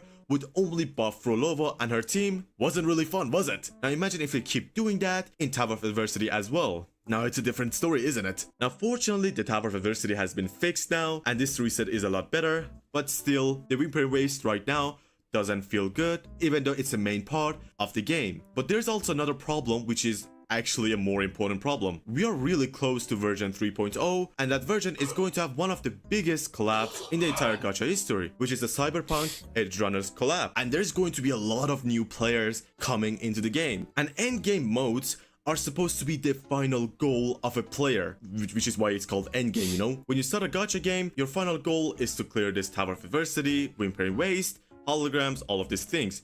Now imagine a new player coming in and trying this endgame mode and realizing how dog shit it is. It's going to make them less interested into playing the game more often, which is why this game mode is really important. If this game mode becomes actually fun, or at least it doesn't make you feel miserable when you have all of the good characters, but just not the right characters for the mode, there are going to be more players playing the game, and more players means better updates for the game in the future. And more importantly, a bigger community for the game, which is always a good thing. So yeah, this is not about 100 ass right. This is not just, you know, me coming in and saying why I can't clear this content and all of that. No, I actually can. I have some of the best characters and I have 2 accounts and there are no problems with me clearing this game mode. But when I think about free-to-play players trying this game mode and how they feel, it makes me worry about them, to be honest. But anyway, I know I yapped a lot, sorry about it. If you're like me and you want this mode to change for the better, the best thing that you can do is just give your opinion to Core Games,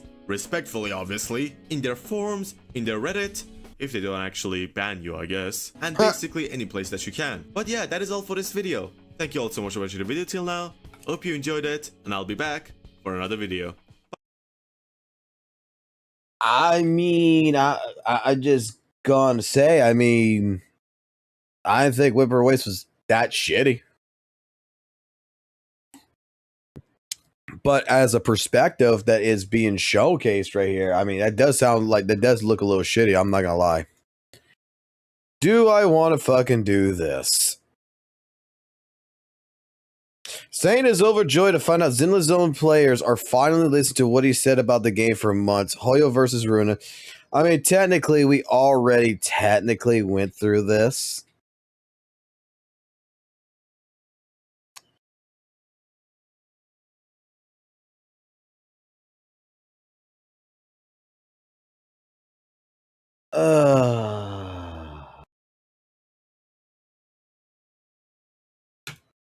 Nah. I'm not gonna waste my breath on that. Need a fortune telling? I'm not gonna waste my breath on that.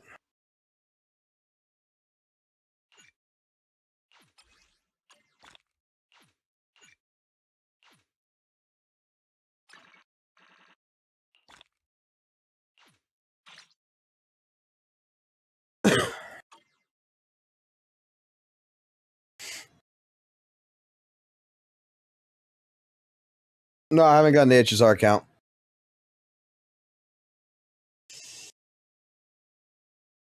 All right. So, Weatherwaite's got issues. ZZZ's got issues. But I'm going to say it like this. You know how I used to say, like, when it came down to, like, St. Tona's, like, don't go take a shit at someone else's home? I got to change that. Watch this. This one's better. What's this? Oh, I've already watched this. We already seen this one. I got a new saying now. Before you go shit at someone else's home, maybe you should take care of your home first. Just gonna fucking say. Before you go shit in the bed of ZZZ, maybe you should go shit in the bed of Weather and Waves and go take a look at the fucking stuff that's going on there. Because if it's actually true that it went from that high, like that's over like what, 100% fucking HP inflation? That is a fucking huge ass fucking spike. My home is always clean. That's a good one. Like, all these gacha games got their fucking problems, man. Like I said, I think that the biggest problem, that I'm going to say that it is what it is, and you guys probably may agree or may not agree, is that right now, this is hurting people's pride. That's what this is. People have been comfortable with DA for a little while now. There's people I know of that hasn't built their characters. Hell, I haven't built my characters in the last couple of DAs. I've just left them like the fucking word. Like, they're built, they're done. Like, what's the point of fucking building them anymore, right? I never worried about their substats. I just got what I could, and, you know, what I like to call basically, you know, we're playing for scraps. So whatever I get, I put on the characters, I'm good, and later on I'll fix them up, right? And later it comes and I don't do shit. To me, the issue with the HP inflation and everything else in here is that a lot of people are able to clear it, but they're just fucking upset that they're not getting the big fucking numbers. They're not seeing 50, 60 fucking K.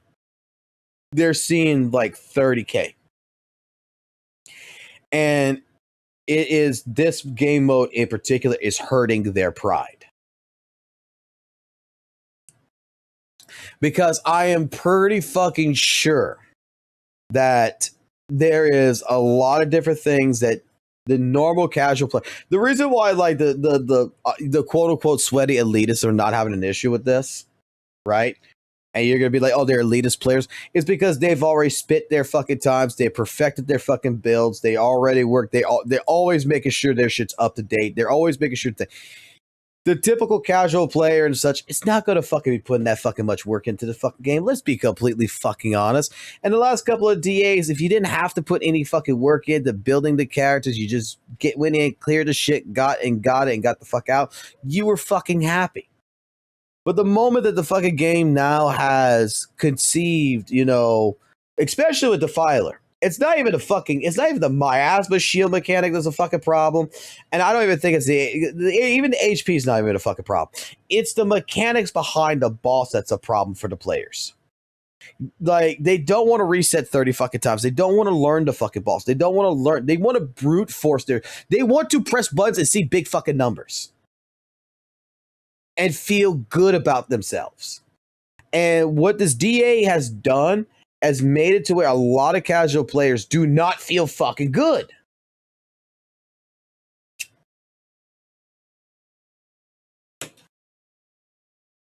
They don't feel good about it. Because, oh, I used to get scores over here with even these two guys of like 50, 40, 50, you know, even 60 on these. You know, I was able to fucking kill these motherfuckers. Now their HP is so fucking high, and my fucking summon 1 character, my summon 0 character team here is not doing what it did last fucking time when I fought them. And now I feel bad. And then you ask them the question, are you able to still clear it at least with 20k points? And they're like, yeah, but I'm getting like 39, but that doesn't matter. The problem is I'm not getting 40, 50. That's what, like, I saw a bunch on the Reddit page. There's a lot of people bitching there that, oh, I used to get 50 and now I'm getting 30 and I'm upset about it. Like, HP inflation is a problem. And it's like, maybe there's other things that needs to be looked at. Like I said, like, dude, I was killing fucking bosses. Where are we going? There's no class today. I was killing them with fucking my Alice, man. Where the fuck is that goddamn little bunny bitch right here? Would you like to take a stroll on the beach with me? Now I'm not able to fucking kill him. Right now I'm looking at this. I'm looking at this shit. Like, I'm looking at like this fucking disc right here. This needs to fucking change. I need to now start looking at properly fucking looking at substats. I can't just throw something on here and be done. Like, I mean, even my fucking Yuzuha. Right? And this is an M3, by the way. My Yuzuha is an M1. Where's my fucking Yuzuha at? Right here. Like, look at this shit.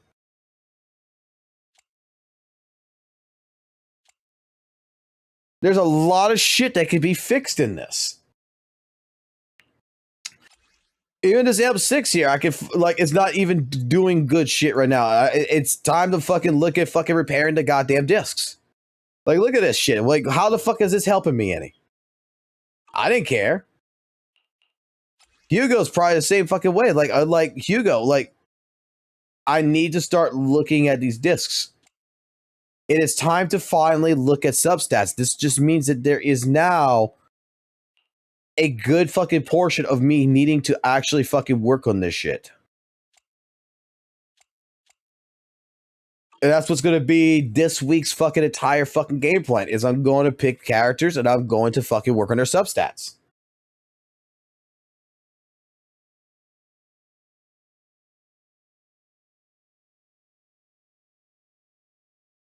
Yes, this farming is painful as fuck. I will agree with this shit.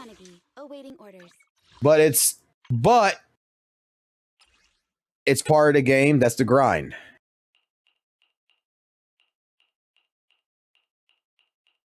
Get rid of all this shit. And it's time to start building the discs up.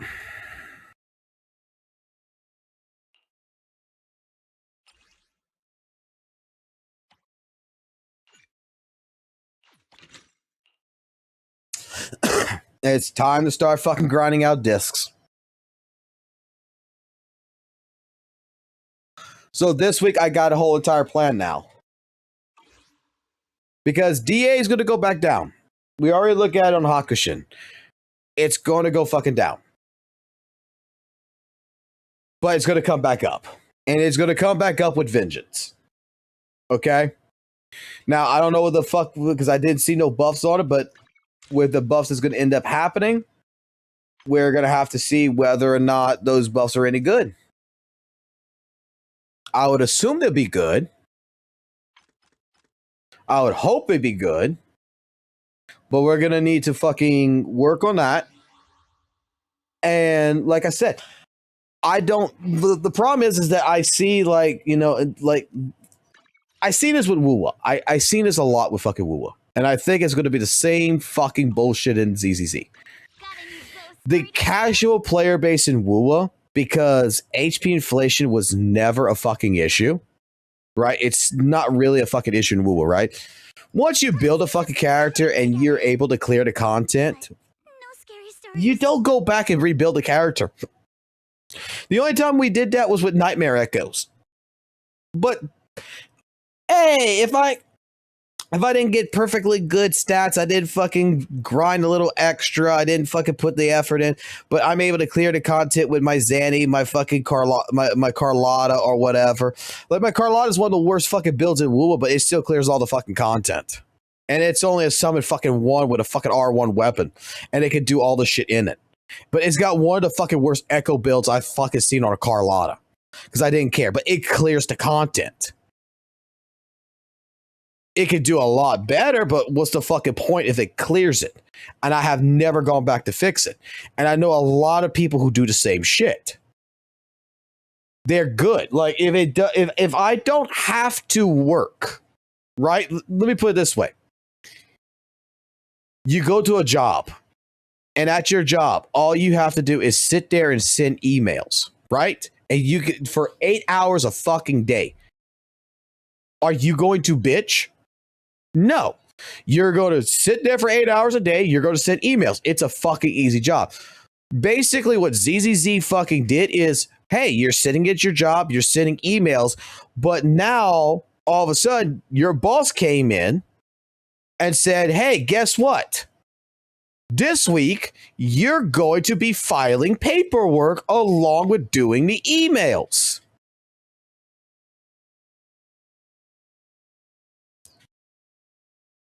It just put a wrench into your daily fucking shit.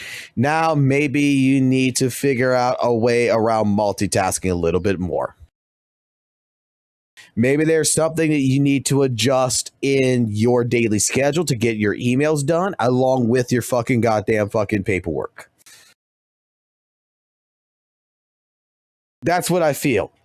And the idea of like, you know, before we used to jump the fence to get the rewards, but now we got to climb the fucking brick wall. I think that you could jump the brick wall if you properly build your shit. And regardless, right? I gotta go look at something.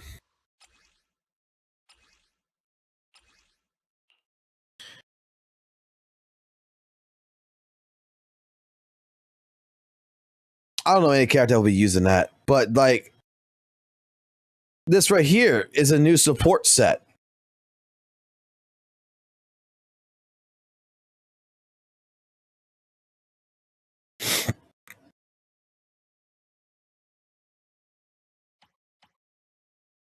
What exactly is this one replacing? 15%?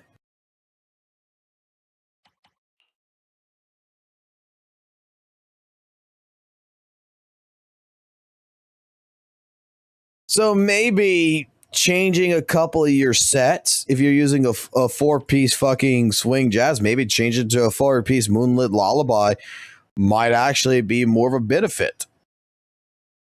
Because we saw that fucking Nicole do it, and it was able to clear DA with Billy and them pretty fucking relatively easily. Maybe there is other different things to look at. Like, I'm the type of person that I think that before you bitch about and complain about the game in the situation it's in, maybe you need to take a look at the situation that you're in, if that makes sense. Take a look at your character. See if there's things that you could do to make your characters better. Maybe it's time to stop playing like some teams I've seen. Maybe it's time to stop being a person like I was or whatever that, you know, plays a fucking shitty fucking team. Oh, game's having issues right now. Maybe it's time to actually, you know, instead of fucking doing whatever the fuck you want to do, maybe it's time to actually look at the right things and do the right teams. I've seen some people who play ZZZ that kind of play it, you know, in a way where they put fucking like Jane Doe, right, with fucking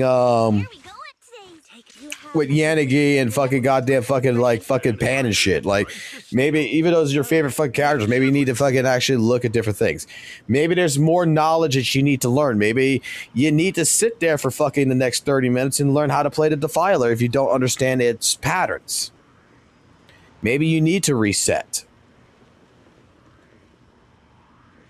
Before we go ahead and just straight up blame a game like Zenless Zone Zero, being like, oh no, HP inflation, all this other shit, and it's pushing itself on top of me.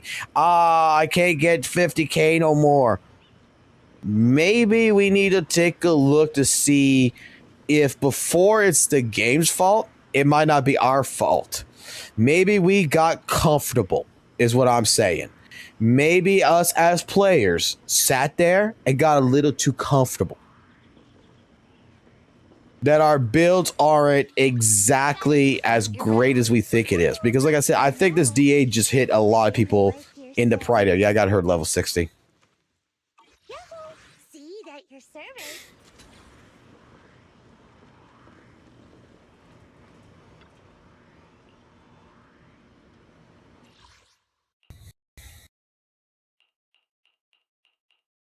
I mean, that's the way I want to look at it. Let's see.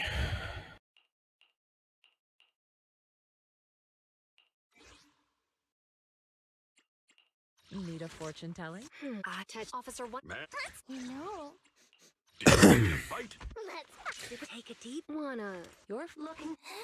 And maybe they might fucking fix it too. Maybe it might be just for a short little time that they're having this kind of shit going on right now, and then later it gets fixed, right?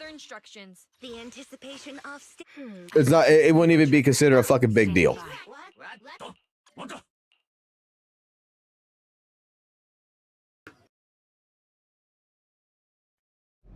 boom, crash, yeah, the world's on fire. Bullets rain down, but you're my one desire. Sweet, dumb smile in the middle of the fight. See it right away before you light up the night. Ether vision activated.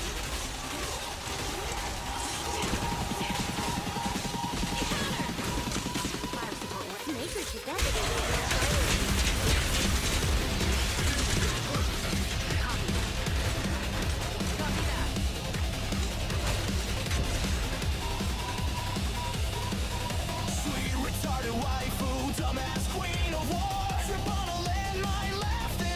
Time to go do some disc hunting.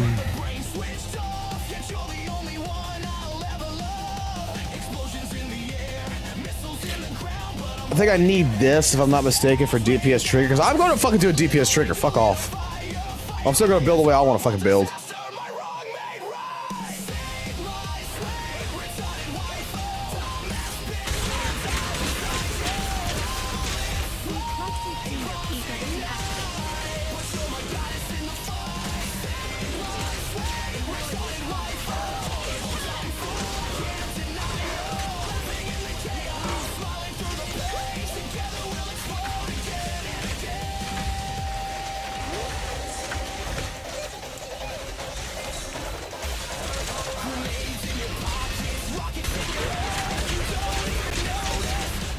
I'm not gonna lie, fucking C is fucking fun to fucking play though.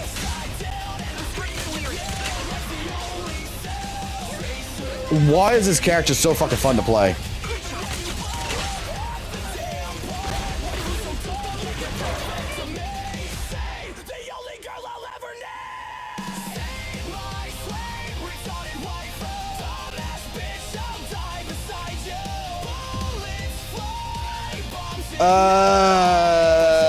Maybe. Shitty. If it's not good, it's just gonna be food. That's all it's gonna be. And then we'll go to the music shop and we'll use it at the music shop. That's all I'm gonna do. I just want to utilize this now before I go to bed.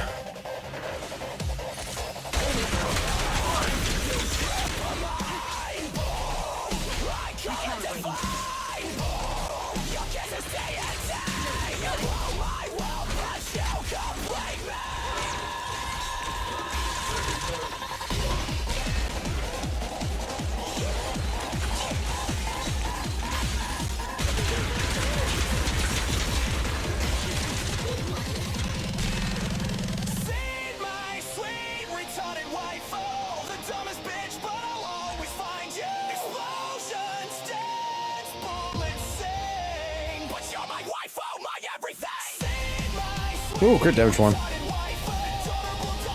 One more.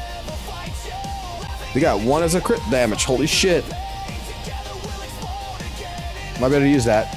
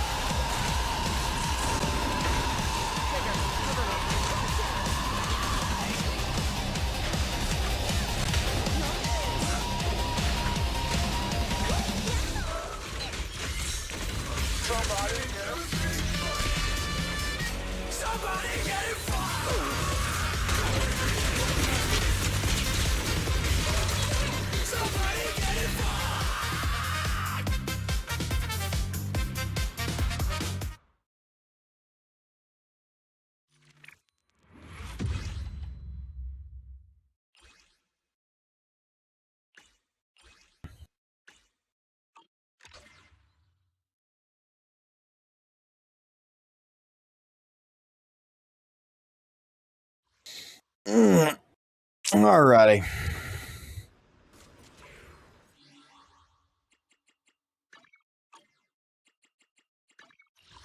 Let's go see what we got. Let's go dismantle.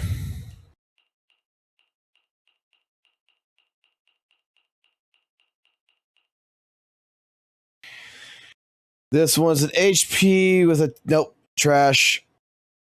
Trash. Trash. Could possibly be something future wise. I'll save it. Trash. Trash. Trash. Trash. Trash. Trash.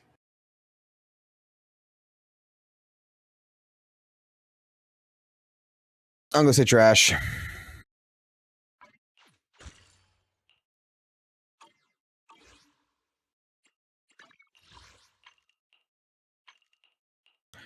Alright, that puts me at fucking 42 gold discs, and I'm just gonna save the purples and I'm gonna send them out when I can.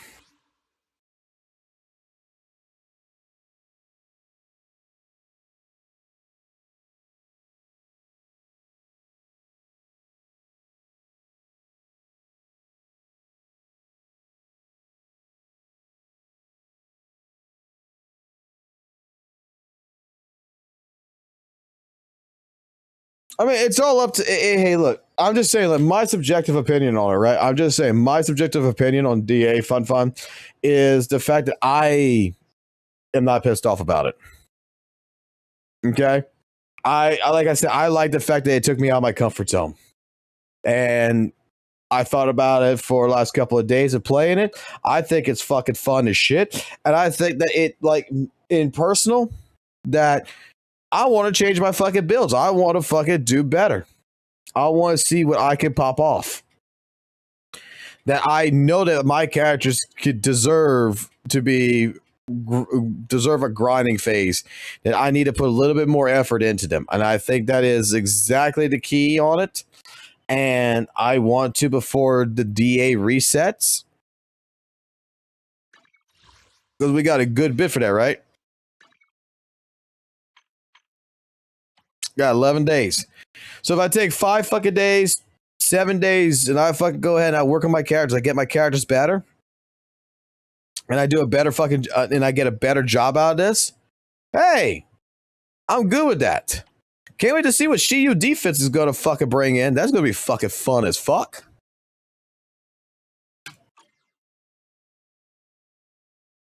But I'm gonna call it, guys. It is 2 o'clock in the morning. I'm gonna go to bed. I got work in the morning, and I'll probably be back on tomorrow night or tomorrow afternoon when I get off of work. So until then, take it easy. Have a good day. Well, actually, no, I'm not gonna get off right off of work. I got some shit that's got to get done, video related wise. So yeah, we got a sponsor now, so I got to take care of the sponsor. But until next time, have a good one. Take it easy. Enjoy life. Don't let Deadly Assault piss you off. Don't cry about it. Enjoy it. Practice a little bit. Have fun with it. Learn to defile her and peg the bitch before she pegs you. Adios.